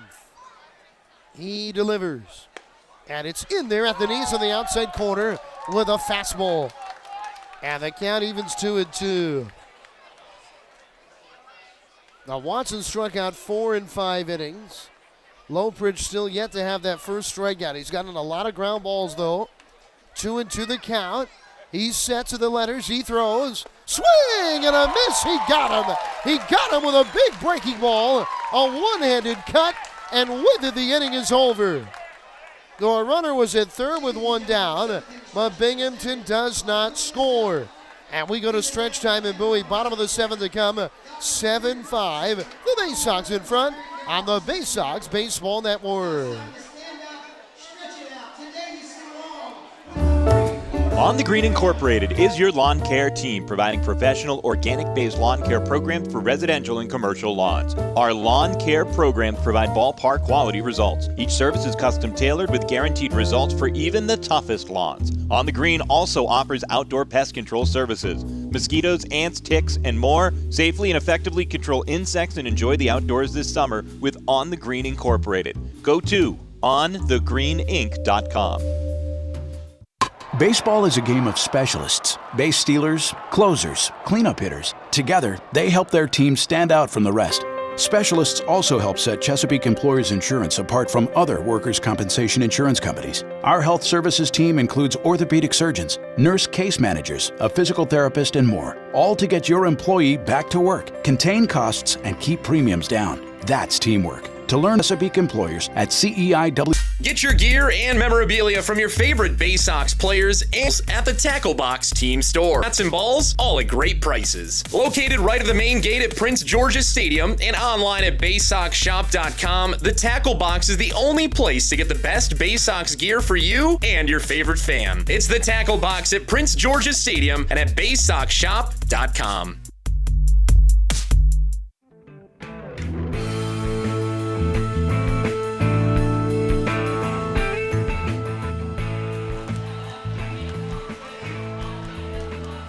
Thank God I'm a country boy. Blaring here at gorgeous Prince George's Stadium. 7-5. Bowie leads, bottom of the 7th inning. 9-1-2 for Bowie against the 4th Binghamton pitcher of the night. Here's the left-hander, Andrew Edwards. He'll face A.J. Graffinino. It's 7-5. Again, Bowie leading 6 straight, scored by the Baysox. Here's the pitch. Inside and well up high, head high with a fastball. Wasn't too far in, thankfully, in the count. 1 ball and no strikes. Easy for me to say. It was a 90-mile-an-hour heater. 1-0 coming. And there's a strike on the outer half of the plate. Now, Edwards is 2-0 with a 5.40 ERA. We also have a new catcher, Hayden Singer, is in for McCann. Ground ball, weakly struck to short. Charging to glove. Rodriguez, and he dropped the ball. And that's an infield single for Graffinino. No, he's on to lead off the 7th. It just feels like the Baysox have been on base all night long. And that's really, we don't want to dumb it down here, but when you're talking about the analytical era of Oriole baseball, right? It's something that the Elias regime wants to see improve at the major league level. The Orioles coming into their 10-2 win today over Toronto were 24th in Major League Baseball with a 300 on-base percentage. Here's the pitch. And a high fastball cut on a miss. Prieto chased it. The Mets actually lead the majors at 334. So the on-base percentage in the majors is on average lower than in the minors, but there are 3 of the 4 Oriole affiliates in the minor leagues with a 340 or better on base percentage as a team. As a fastball misses in the count 1-1. And the Bowie Baysox I know Bowie has a record below 500, but the Baysox have the best on-base percentage in the Eastern League. 1-1. And it's down and away, ball 2. The Baysox have a .342 on-base percentage. Norfolk is at .345, fourth, or that is fifth in the International League, and Aberdeen is at .347. How about that? As a look to first, and back to the back standing is Graffinino. And when you see some of these ball players selected in the new era come up to the major leagues, offensively, Adley Rutschman really the beginning of that wave. You just notice how patient they are at the plate. Kyle Stowers as well, pitch, and a foul off the mitt to the catcher in Singer, and the count is 2-2. Stowers today sent back down to AAA Norfolk after the series in Toronto commenced. Anthony Santander being activated. But he had 2 really good days to start his big league career. 2-2 to Prieto. And it's too high, a fastball, ball 3. And Edwards is really elevating everything here. The goal is, or, one of the goals you think is that the Orioles can be, year in and year out, a top 5 or top 10 on base percentage team at the big league level. 3-2, and they beat him with an elevated fastball. Looked to be in the zone. It was about bell tie, and Prieto has had a huge series, is down on strikes. No one retired. And now Joey Ortiz to the plate. Yeah, it's one of these ball games right now, Matt, where it just kind of feels like the Baysox are in control. They've scored 6 runs in a row, but we got a lot of baseball left, and it's only a 7-5 game. As here's the pitch, way upstairs, ball 1. Gotta say, though, the energy feels like it's all on Bowie's side. Of course, they trailed 5-1, so they've put on 6 consecutive runs at this point. And the way that their pitching staff has been working, only 1 hit allowed since the start of the 4th inning, they're fired up. They're rolling. As there's a hot shot towards short, one-hop gloving Rodriguez, flipping to second 1, and a quick turn for 2 for an inning-ending double play. Now, Ortiz smoked it, but he hit it right at Rodriguez, and that's it for Bowie in the 7th. On to the 8th inning we go. It's 7-5. The Baysox in front on the Baysox Baseball Network.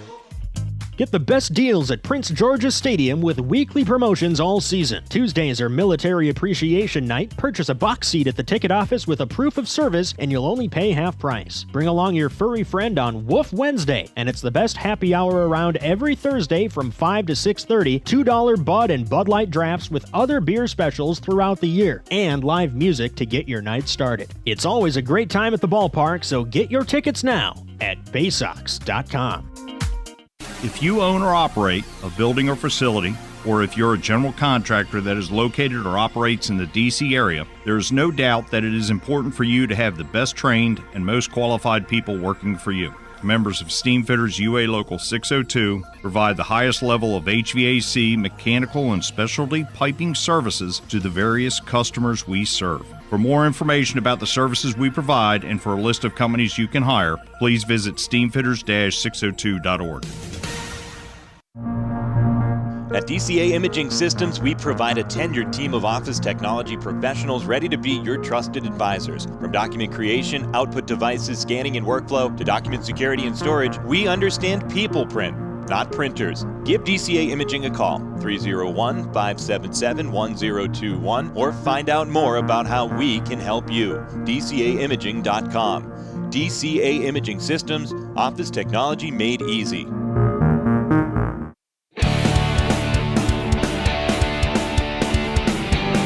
What an exciting ball game tonight. The Baysox have a 7-5 lead. We now head to the 8th inning. Lopritch out for a 3rd inning of work. And with the call, here's Matt Sabates. Well, it's been such a fantastic run right now for Connor Lopritch, and to fire himself up with a strikeout of James McCann to end the last half inning, well, that's just a great way to roll. Francisco Alvarez digs into the box and watches the first pitch miss low. It's 1-0 to open up. Alvarez had the solo home run in the first inning, but he's 0 for 2 since. A line out and hard ground out to short. An excellent play by Joey Ortiz and Andrew Dashbach to take away a base hit. 1-0. Misses down, and the count goes to 2-0. So at the moment, Connor Loprich is riding one of the best stretches for any Bowie pitcher this season. After his consecutive 4 scoreless innings in Harrisburg, he's now put together 2 scoreless innings here as he misses a pitch away to Alvarez, runs it to 3-0. Loprich in danger of walking the leadoff batter for the 3rd consecutive inning, however. Here's the 3-0. Alvarez watches it away, and there it is. So 3 walks for Loprich. Each of them have been the only base runner in his respective frames so far here in the 8th. But all 3 of them have come on the first batter. Third baseman, Brett Beatty. That ties a season high for Loprich of 3 walks. Happened back on May 26th against Erie here at Prince George's Stadium when he was tagged for 6 runs. But right now he's scoreless through 2+ as Brett Beatty digs in, who's hit into 5 double plays this season. They put the shift on to try and pull it from him. First pitch home to the left-hander is flinched. Fastball just barely misses inside. That was a great pitch by Loprich, but it just missed. And the count starts out at 1-0. Beatty, a 1 for 3 day, singled and scored in the 3rd inning, advanced in a wild pitch as well, but grounded out to first his last time up. As the 1-0 comes in, this curveball is called for a strike. First pitch into the zone for Loprich after starting 5 and away.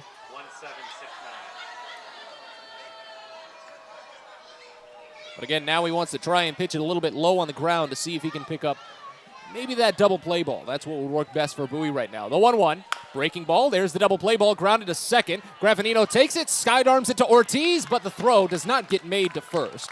Ortiz couldn't get the transfer. Or did he get it to first? I was looking down for a brief moment. No, Beatty's safe. I saw the first base umpire throw his hand up. I think that was just a time call. I've gotten mixed up on some of those before. I remember back in 2017, I was working a football game, saw a referee kind of toss his hands up, and it looked like on a goal line play he was waving the play dead, and I called it dead because it looked like his hands were moving. No, it was a touchdown. That was embarrassing. As Carlos Cortez digs in and swings and misses at the first offering, it's a strike. 0-1 to open. So Beatty's aboard, reaching on the 4-6 fielder's choice, but that does take out the lead runner, and there's 1 away here in the top of the 8th inning. 7-5 Bowie lead. Cortez riding a perfect day at the plate. 2-run home run, a pair of walks. Next pitch, swing and a miss. Change up away, and the count already to 0-2. He beat out Loprich back in the 6th inning, but was taken out in a double play. Loprich will try to beat him here for the first time. Here's the 0-2. This is up and away a fastball, and the count goes to a ball and 2 strikes. Loprich hasn't been the best pitcher to work double plays this season for Bowie. Ground ball to fly ball ratio of only .85. So just a good handful of fly balls more so than the ground balls. That's what that number tells you. Here's the 1-2 pitch. Breaking ball misses down and in, and it runs it even on Cortez at 2 after starting ahead 0-2. I mentioned the great stretch that Loprich was on. 10 consecutive scoreless innings. When you include his 2 to start today, that is the 3rd longest stretch by a Baysox pitcher this season without a run brought across, earned or otherwise. Here's the 2-2. Swinging a hard hit ball, past first and through into right field, a base hit. Beatty takes the hard turn at second as the ball dies on the grass. He gets the third base standing. The throw comes in from right by Cespedes, but it's a single by Cortez as he continues his perfect day at the plate. He's reached safely in all 4 plate appearances now and puts them at first and third with only 1 away here in the top of the 8th. And this is where you need to buckle down because that's a tying run over at first base. Well, it is the first base hit for Binghamton since Zach Ashford's 2-out single in the 4th inning. It's still a tying run. Can't take that part away. As Jeremy Vasquez digs in, Loprich will face off against another left-hander, 3rd consecutive in this lefty massive lineup. Only 3 right-handers in the line. As the first pitch home is golfed out toward right field. Cespedes running it a long way, and it's over the head of Graffinino in front of Cespedes, down for a base hit. Beatty will score. That makes it a 1-run game as Loprich's scoreless streak comes to an end. Bowie still ahead at 7-6. Just a little soft hanging liner that floated over Graffinino, died really off of the bat, it seemed like. But Vasquez picks up his second hit of the day and his 23rd RBI of the season. And Matt, that's why the leadoff walk can hurt you, right? The third straight leadoff walk. Lopridge has pitched well tonight, but he's had some tough breaks here as far as balls put in play that had eyes, but because that first guy's on, it makes you have to be perfect. So now tying run is in scoring position. That's Cortez. Quinn Brody digs in. A 1-for-3 day, and he swings and misses at the first pitch. Slider with a little bit of run away, and the count starts out at 0-1. Binghamton is a right-hander moving in their bullpen. Bowie with no action on their side as the 0-1 pitch comes into Brody, and it's swung on and missed. Went with the slider again, down and away, and the count goes to 0-2. Antonio Santos, I believe he was just recently added to the roster. Don't have him listed on my scorecard, but he is on the roster. Here's the 0-2 pitch. Swing and a miss for strike 3. 3 straight sliders for Lopridge. Bounces back with a quick K of Brody, and that's the second out of the frame. Second punch out for Lopridge, 6th overall for Baysox pitching. And now it goes on to Manny Rodriguez. Rodriguez drew that leadoff walk in the 7th inning, but the most surprising part of his work in that 7th, he got such a good jump on that stolen base, it didn't even elicit a throw from Maverick Handley. First pitch, swung on and missed. Went with the fastball down, and the count opens up at 0-1. That's such a rarity for Bowie catchers to not even throw the ball. Here's some of the most accurate in the Eastern League, some of the most accurate in baseball. Here's the 0-1. Swinging a piece. Oh, no, that didn't get anywhere. It's off the glove of the catcher. Runners advance as it rolls away. Looked like Rodriguez might have gotten some of it, but Handley was quick to run. Wild pitch pushes both runners into scoring position now, but it is an 0-2 count on Manny Rodriguez. So now Lopridge 1 strike away. Getting out of this jam with only the 1 run across, as Bowie is going to need just 4 more outs to try and wrap up this win. They'll hope for some insurance in the next half inning. Here's the 0-2. Slider misses away, and the count goes to a ball and 2 strikes. Well, talking briefly of Bowie's excellence behind the plate this season, Bowie catchers have a caught stealing rate of 44%, best mark in the Eastern League. And the Baysox have only allowed 25 stolen bases. You can say 26, including today. That's the fewest in baseball. Here's the 1-2. This one lifted foul right side. It'll get out of play and touchdown just in front of the berm by the lighthouse. Count stays at a ball and 2 strikes. Still some heavy cloud coverage above, but a little bit of sunlight left as we're coming toward the end of the dusk hour. You can see that stark little difference between the clouds and what's remaining of the skylight out past left field. Lopridge with the 1-2 pitch. Swing and a miss. He got him. Another slider down and away, and Rodriguez is gone. Back-to-back strikeouts to strand tying and go-ahead run in scoring position. Lopridge sends us to the bottom of the 8th with Bowie ahead 7-6. Back after this, you're listening to Baysox Baseball. The best way to take in a Baysox game is with a group outing at Prince George's Stadium. Everything from entertaining clients to birthday parties and even fundraising opportunities for your team, the Baysox offer plenty of options for your group at unbeatable rates with plenty of options on suites, seats, and decks around the ballpark. Your group can eat their fill and have an unforgettable time. Find out more and schedule your group outing by calling 301-464-4880 or going to baysox.com.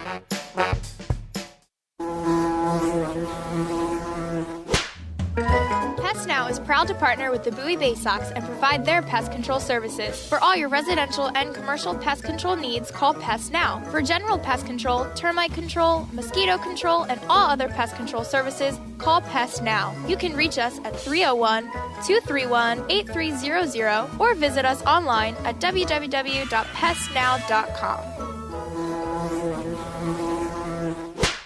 From bug bites to burns, fevers to flu, and bruises to broken bones, care is around the corner at Patient First. Walk in to see a doctor from 8 a.m. to 10 p.m. every day of the year. X-rays, lab tests, and prescription drugs are on site, and most major insurance plans are accepted. For routine illnesses and injuries, Patient First is here for you. Patient First, the name fits. Patient First, proud partner of the Bowie Baysox, open 8 a.m. to 10 p.m. every day.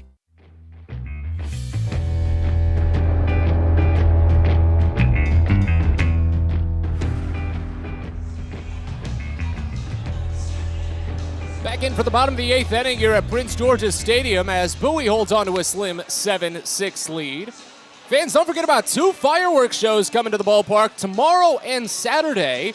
The first one is presented by DCA Imaging System tomorrow, part of the Mother and Son Night Out. Special ticket packages available at BaysoxShop.com. You get some discounted rates on Baysox bucks for concessions and items at the Tackle Box team store, so be sure to see what's remaining of those gift packages. And then on Saturday, it's the Roberto Clemente and Latin Baseball celebration, sponsored by Chesapeake Employers Insurance. Bowie will wear special alternate uniforms to celebrate the life and legacy of Roberto Clemente, with representatives from the Clemente Foundation at the game with artifacts from his life. Should be a very fun day. Maverick Handley leads off, and the first pitch is a half swing that he couldn't pull back on, a high breaking ball. Count opens up at 0-1. Boy, Maverick Handley is just running the show right now. A 2-for-3 day, a pair of doubles, a run driven in, 1 scored, and a stolen base, the 0-1. Fouled off right side, and the count goes to 0-2. It was just his 3rd steal of the season, and it was a straight steal of 2nd to 3rd base. That's even more impressive, at least in my mind. A guy that doesn't test his speed too much to go on one of the harder base to steal, the 0-2. Misses up and away, and the count goes to a ball and 2 strikes.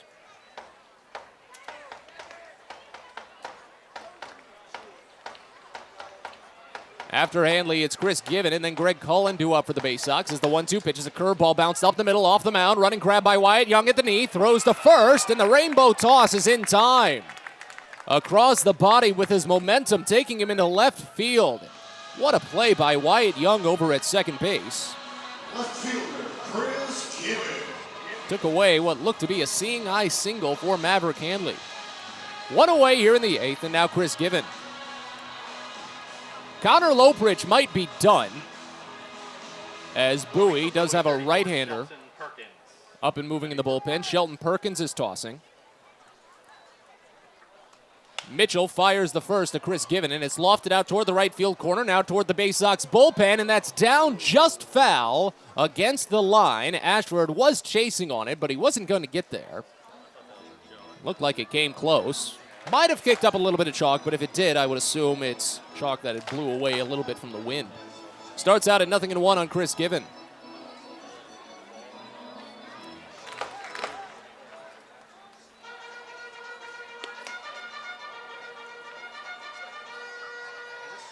I said Mitchell, it's Edwards. I got the 2 left-handers mixed up on this lineup for Binghamton. As the next pitch comes in, and it's swung on and missed. Pitch misses low, and the count goes to 0-2. See, that's going to be confusing. You've got 2 left-handers, and they're both named Andrew. I just instinctively write down one when it was the other. Here's the 0-2. Given watches a called strike 3. That's a perfectly placed changeup on the inside edge. Takes the wind out of Given's sails for the 2nd strikeout. Make that the 4th strikeout of the day for Edwards, and the 2nd out of the frame.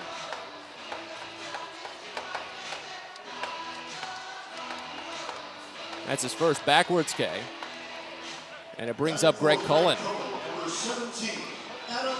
Looks like Bowie's going to go with a pinch hitter as Adam Hall comes in. So Hall's first plate appearance. It'll be a straight switch since he's just the designated hitter. That's really all Hall has been doing the last few days for Bowie.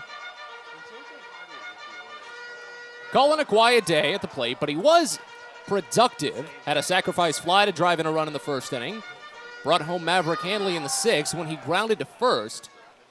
Fielder decided to take it home, but Handley slid around the tag. As the first pitch to Adam Hall misses, bit inside, brushes him off slightly. Count starts out at 1-0. 256 average for Hall this year, no homers and 6 runs batted in. As the 1-0 pitch comes in, and it's grounded hard, third base side, picked at the shoe tops on a backhand by Brett Beatty, sent across the diamond. Tad low, but at the knees, it's picked up by Jeremy Vasquez, and the inning is over on the 5-3 putout. 3 up, 3 down, 8th for Andrew Edwards, and we're on to the 9th. Bowie will bring in Shelton Perkins to try for the save as they lead 7-6. Back after this, you're listening to Baysox Baseball. Well, it's the most special day of the year at Prince George's Stadium, and it comes your way Friday, July 29th. It's the 23rd Navy Night, presented by Navy Federal Credit Union. Join the United States Naval Academy class of 2026 and take in the Baysox as they face off against the Altoona Curve. It all comes your way on Friday, July 29th, and first pitch is scheduled for 7:05 with some fantastic post-game fireworks. The 23rd Annual Navy Night at Prince George's Stadium. So get your tickets now at Baysox.com. There is a weekend in July where the baseball world revolves around a village in upstate New York. Baseball Hall of Fame induction weekend in Cooperstown is an unforgettable experience full of family-friendly activities and priceless moments. Make your plans today for July 22nd through 25th for the induction of Bud Fowler, Gil Hodges, Jim Cott, Minnie Minoso, Tony Oliva, Buck O'Neill, and David Ortiz as the class of 2022. Visit baseballhall.org today for the Baseball is a game of specialists. Base stealers, closers, cleanup hitters. Together, they help their team stand out from the rest. Specialists also help set Chesapeake Employers Insurance apart from other workers' compensation insurance companies. Our health services team includes orthopedic surgeons, nurse case managers, a physical therapist, and more, all to get your employee back to work, contain costs, and keep premiums down. That's teamwork. To learn more, connect with your agent or visit Chesapeake Employers at CEIWC.com.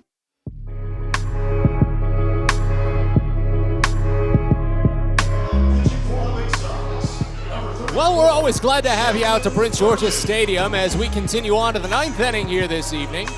Bowie holding on to a 7-6 lead over the Binghamton Rumble Ponies. Alongside Adam Pohl, I'm Matt Sabatis with you from the ballpark in Bowie with the Baysox trying to pick up their second consecutive win and their 24th on the season.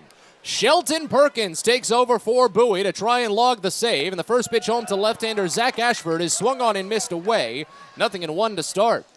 Good day for Connor Lopritch in relief. 3 innings, 2 hits, 1 run it was earned. 3 strikeouts, 3 walks, the 0-1. Misses down and away a breaking ball, and the count evens at a ball and a strike. It'll be Ashford, Wyatt Young, and then Hayden Sanger due up in this half inning for the Ponies as Perkins deals the 1-1. Nice slider, moves its way into the bottom edge of the zone. Just nicked the corner for a called strike. It's 1-2. Perkins working with quick rhythm, trying to bounce back from a tough outing in Harrisburg as the 1-2 is lifted out toward the gap in right center field. A long run for Zach Watson, but he's got the wheels, closes the gap and makes the catch. There's 1 away. Tell you a bit about Perkins. 5'10", 215-pound right-hander, 16th round selection in 2019 from James Madison. On the season for Bowie, he spent all year with the Baysox, 14 games, an 0-2 mark with a 4.15 ERA.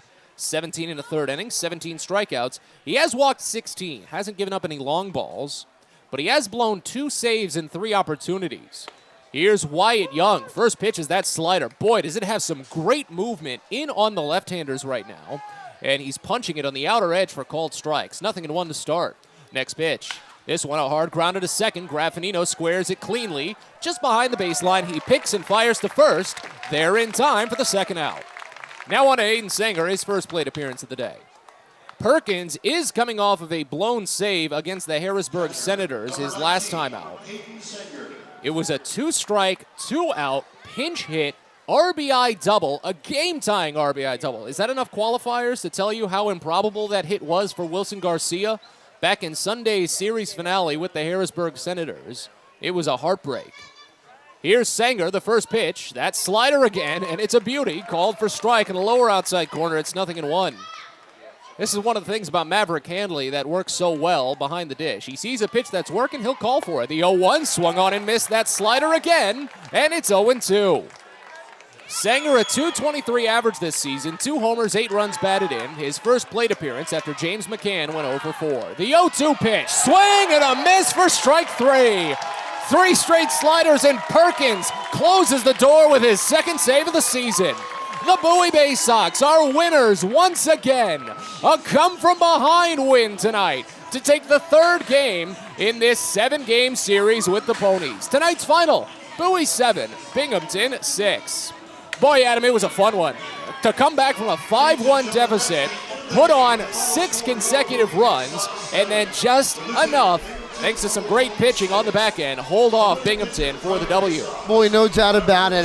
What a momentum-building win. And I know that, you love to see a guy like Andrew Dashbach get what I thought was the big swing of the bat in the game. The Baysox had just had a big base-running gaff. It looked like they were about to run themselves out of a big offensive opportunity.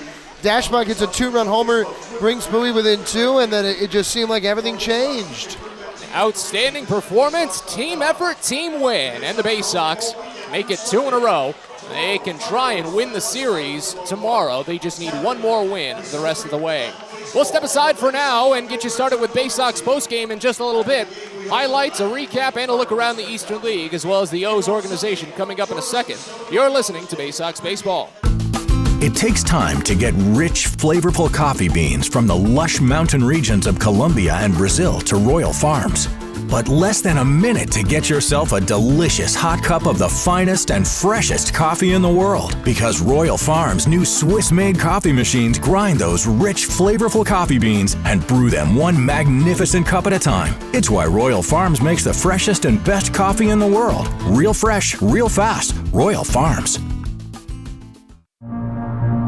At DCA Imaging Systems, we provide a tenured team of office technology professionals ready to be your trusted advisors. From document creation, output devices, scanning and workflow, to document security and storage, we understand people print, not printers. Give DCA Imaging a call, 301-577-1021, or find out more about how we can help you. DCAimaging.com. DCA Imaging Systems, office technology made easy. At Luminous Health, we want you to feel your best.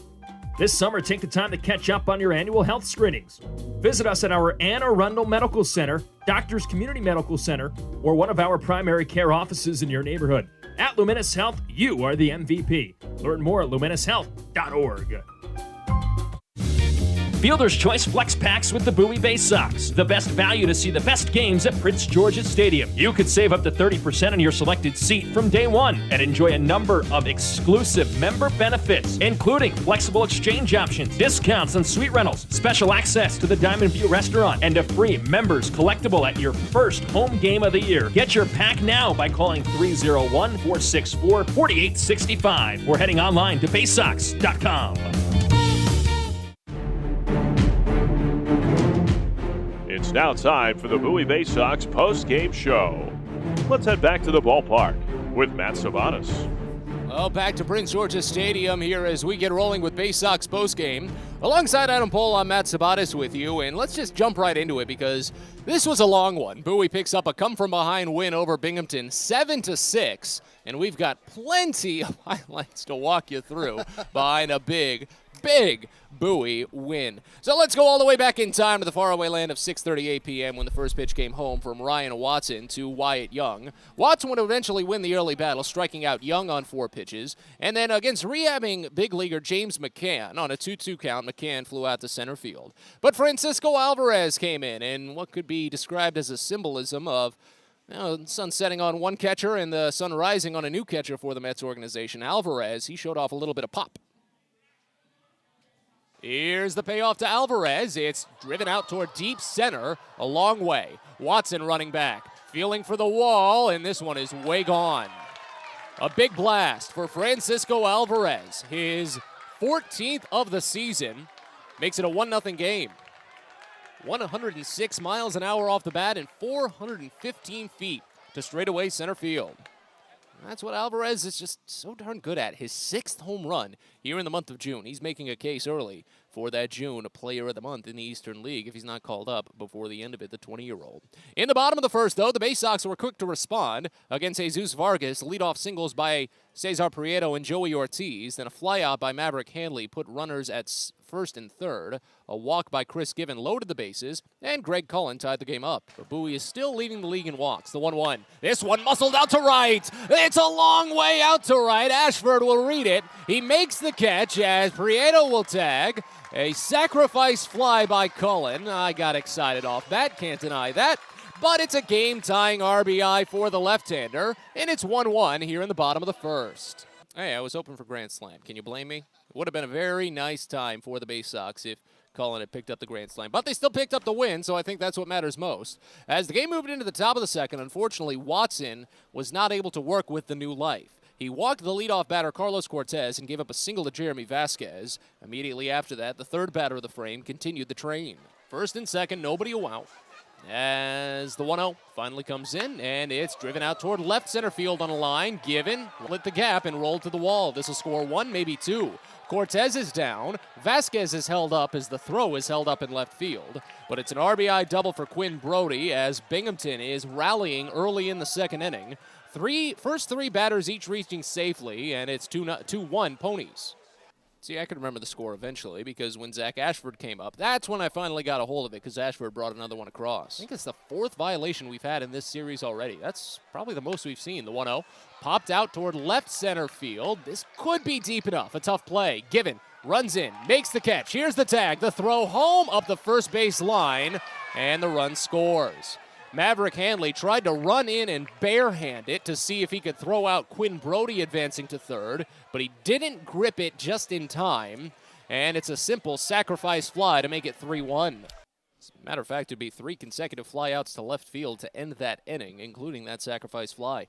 In the bottom of the second, the Baysox did get a couple of runs on, including a walk and a single, but they would do nothing more from there, and the game moved on to the third inning. Watson looked like he was rebounding with a strikeout and a lineout, but after giving up a single to Brett Beatty, Carlos Cortez stepped up and joined in with the long ball. And now comes home with it. And a breaking ball lifted well to right. Cespedes back on the run, looking up, and it's out of here. A big 2-run homer for Cortez, his second of this series. His third in his time with Binghamton, now 22 games worth. And the lead for the Ponies has been doubled up. They're on top now 5-1. And it looked like things were in a lot of trouble for Bowie at that point. But this is a resilient Bowie team. We've seen it plenty of times this year. They're not a team to roll over quickly. They're a team to take every at-bat as they come.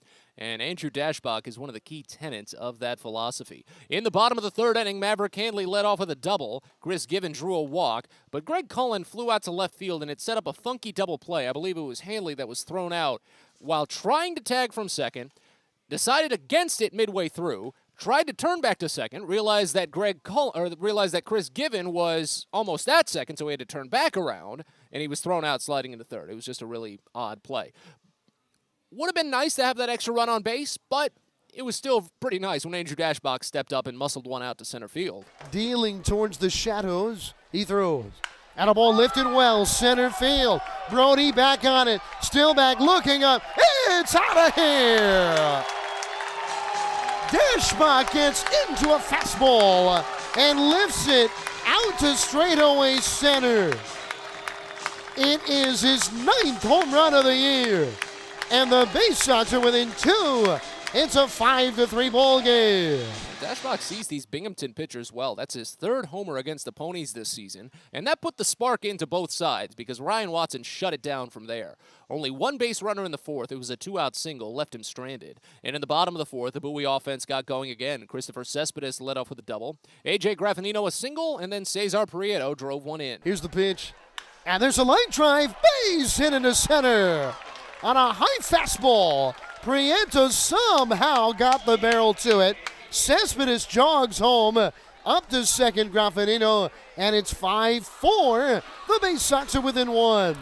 After an infield single by Joey Ortiz to load the bases, Bowie had a big opportunity with one of the hottest hitters on the team right now, Maverick Handley, but as it would turn out, the pitcher, Jesus Vargas, just kind of took it out of Handley's hands. As Handley nearly got hit by it. Oh, he did get hit by it, and we're tied at 5.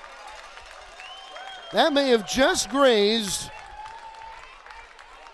the jersey beneath the arm, or right under his bicep or tricep area. Hey, it was a hit by pitch. It was an RBI. Handley wasn't going to shake his fist at that, as it gave Bowie the tie and kept the bases loaded. That knocked Jesus Vargas out of the game, and Chris Given would be the next batter. While he did ground out, still drove in a run and gave Bowie the lead. The righty throws, and a breaking ball chop left side. Shortstop Rodriguez gloves will go to third, and they get a force out there, but home to score Prieto, and the Baysox have a 6-5 lead. So 5 unanswered runs for Bowie at this point. And again, as things moved into the 5th inning, Bowie got a lot of great work from Ryan Watson, but Watson got a lot of great work from a great defense. Here's the payoff. Swinging a hard hit ball, but a grounder to the left side. A long run for Ortiz. He has to spin and fire to first. What a stretch! Andrew Dashbuck holds on! Are you kidding me here? What a 6-3. The best you'll ever see. The spin by Ortiz and the splits from Dashbuck at first base lead to an inning ending. Well, no, they're just the second out of the inning. It would eventually be a 1-2-3 inning for Ryan Watson to finish out his 5. And again, as we said it on the broadcast, if you had mentioned that Ryan Watson was going to be in line for a win after giving up those 5 runs in the first 3 innings, there'd have been a little bit of doubt, but Watson pitched well in great response to what the Baysox offense gave him. In the bottom of the 5th, Bowie did get a couple of runners on against Mitch Reagan, but couldn't bring anyone home. And in the 6th, the game was handed off to Connor Loprich. He faced the minimum thanks to a double play after a leadoff walk, and the Baysox got it going again in the bottom of the 6th. Maverick Handley led off with a double, stole third base, his 3rd steal of the season, and that set up an easy opportunity for Greg Cullen to drive him in on this grounder. The 1-0 coming.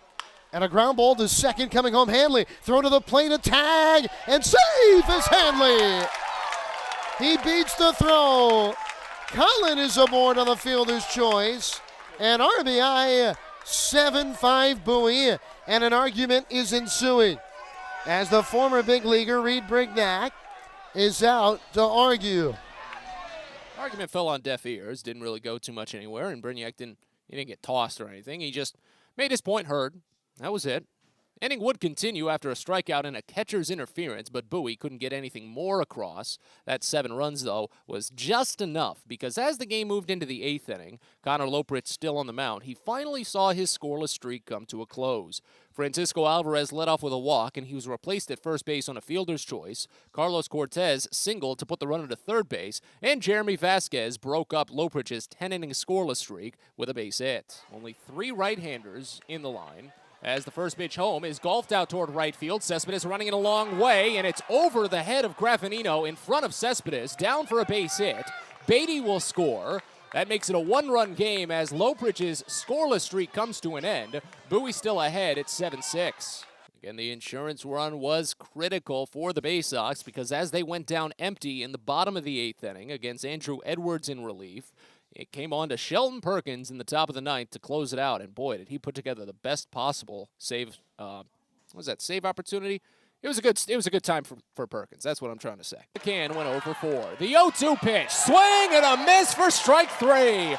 3 straight sliders, and Perkins closes the door with his 2nd save of the season. The Bowie Baysox are winners once again.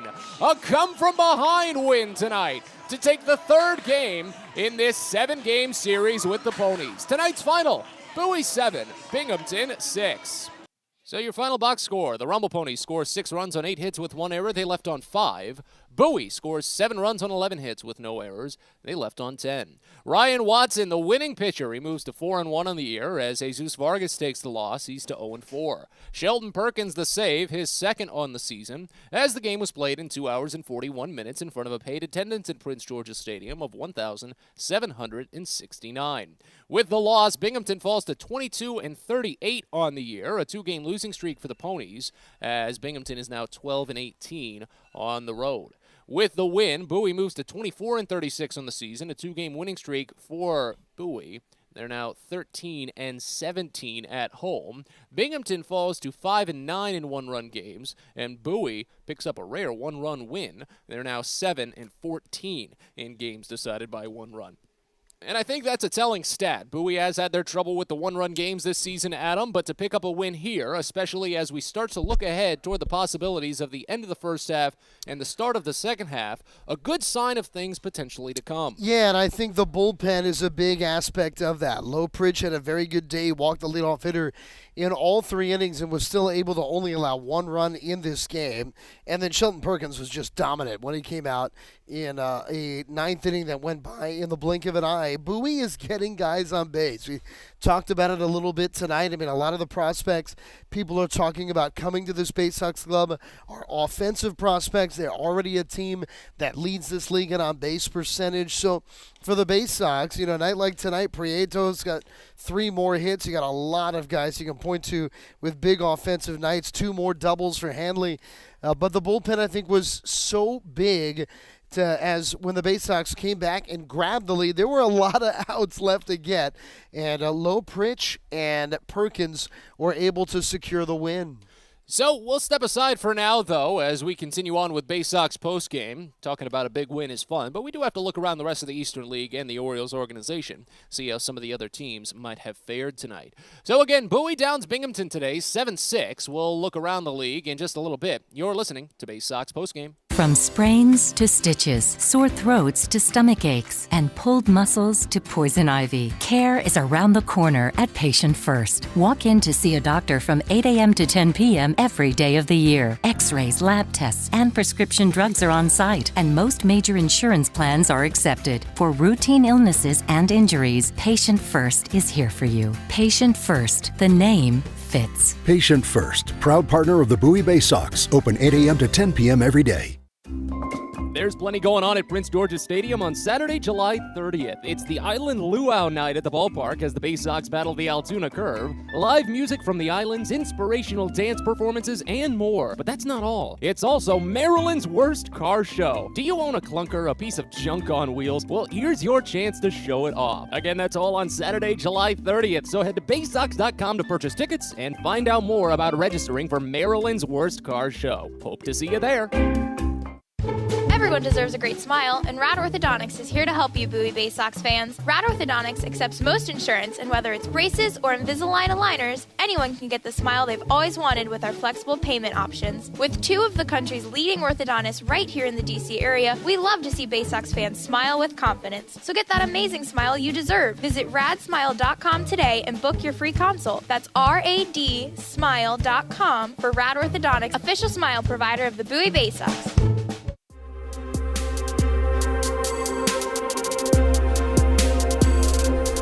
We're back into Prince George's Stadium here in Bowie as we continue on with Baysox postgame.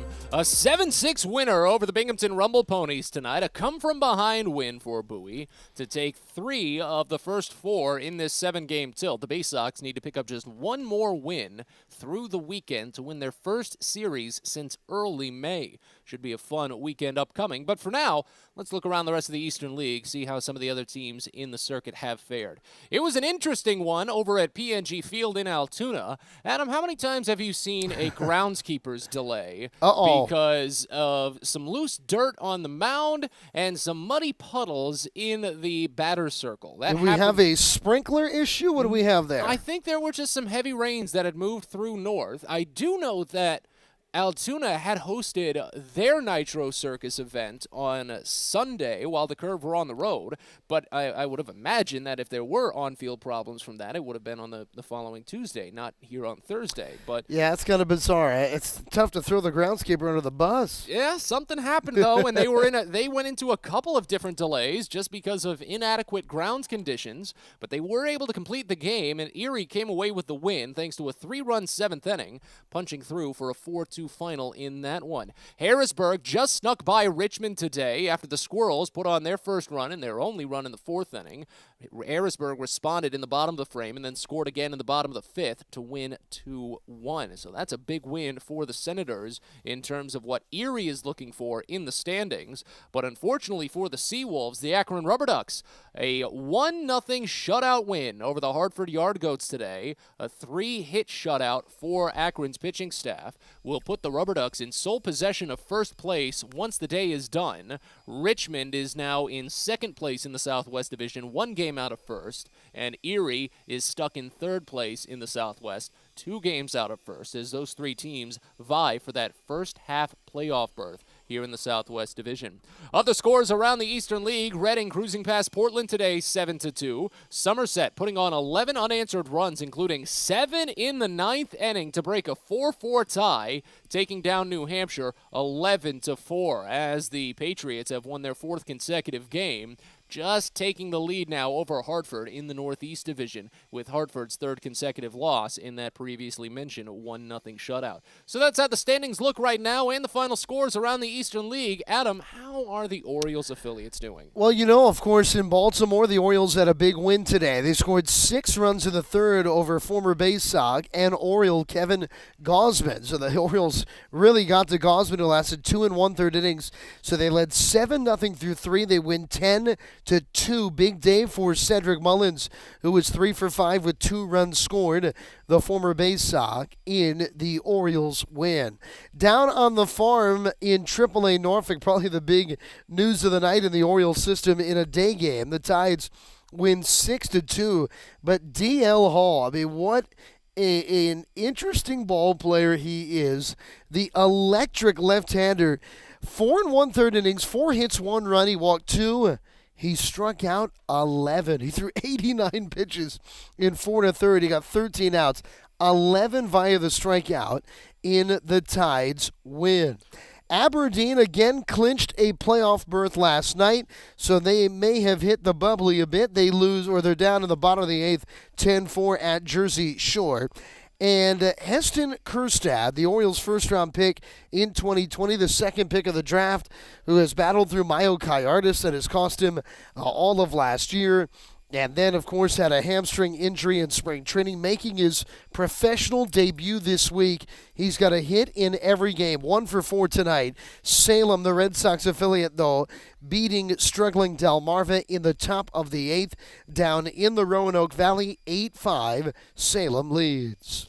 But again, as always, the score that we care about most on this production is that of Bowie's. And it was a fun one. 7-6 over the Binghamton Rumble Ponies tonight. Two sides are back at it again tomorrow to continue this 7-game set, as Drew Rahm will get the start. 2-1 record for the left-hander, a 3.71 ERA. Right-hander Alex Valverde will open it up for Binghamton, a 1-3 mark, and a 6.49 ERA for him. 7:05 first pitch, which means a DCA Imaging Systems pregame show of 6:45. For now, though, we say so long. Alongside Adam Pohl, I'm Matt Sabatis saying thank you for stopping by as Bowie bests Binghamton today, 7-6. We'll talk to you tomorrow. Thanks for listening to Bowie Baysox Baseball. We hope you enjoyed today's game, and join us next time for another exciting broadcast coming up soon. This has been a presentation of the Bowie Baysox.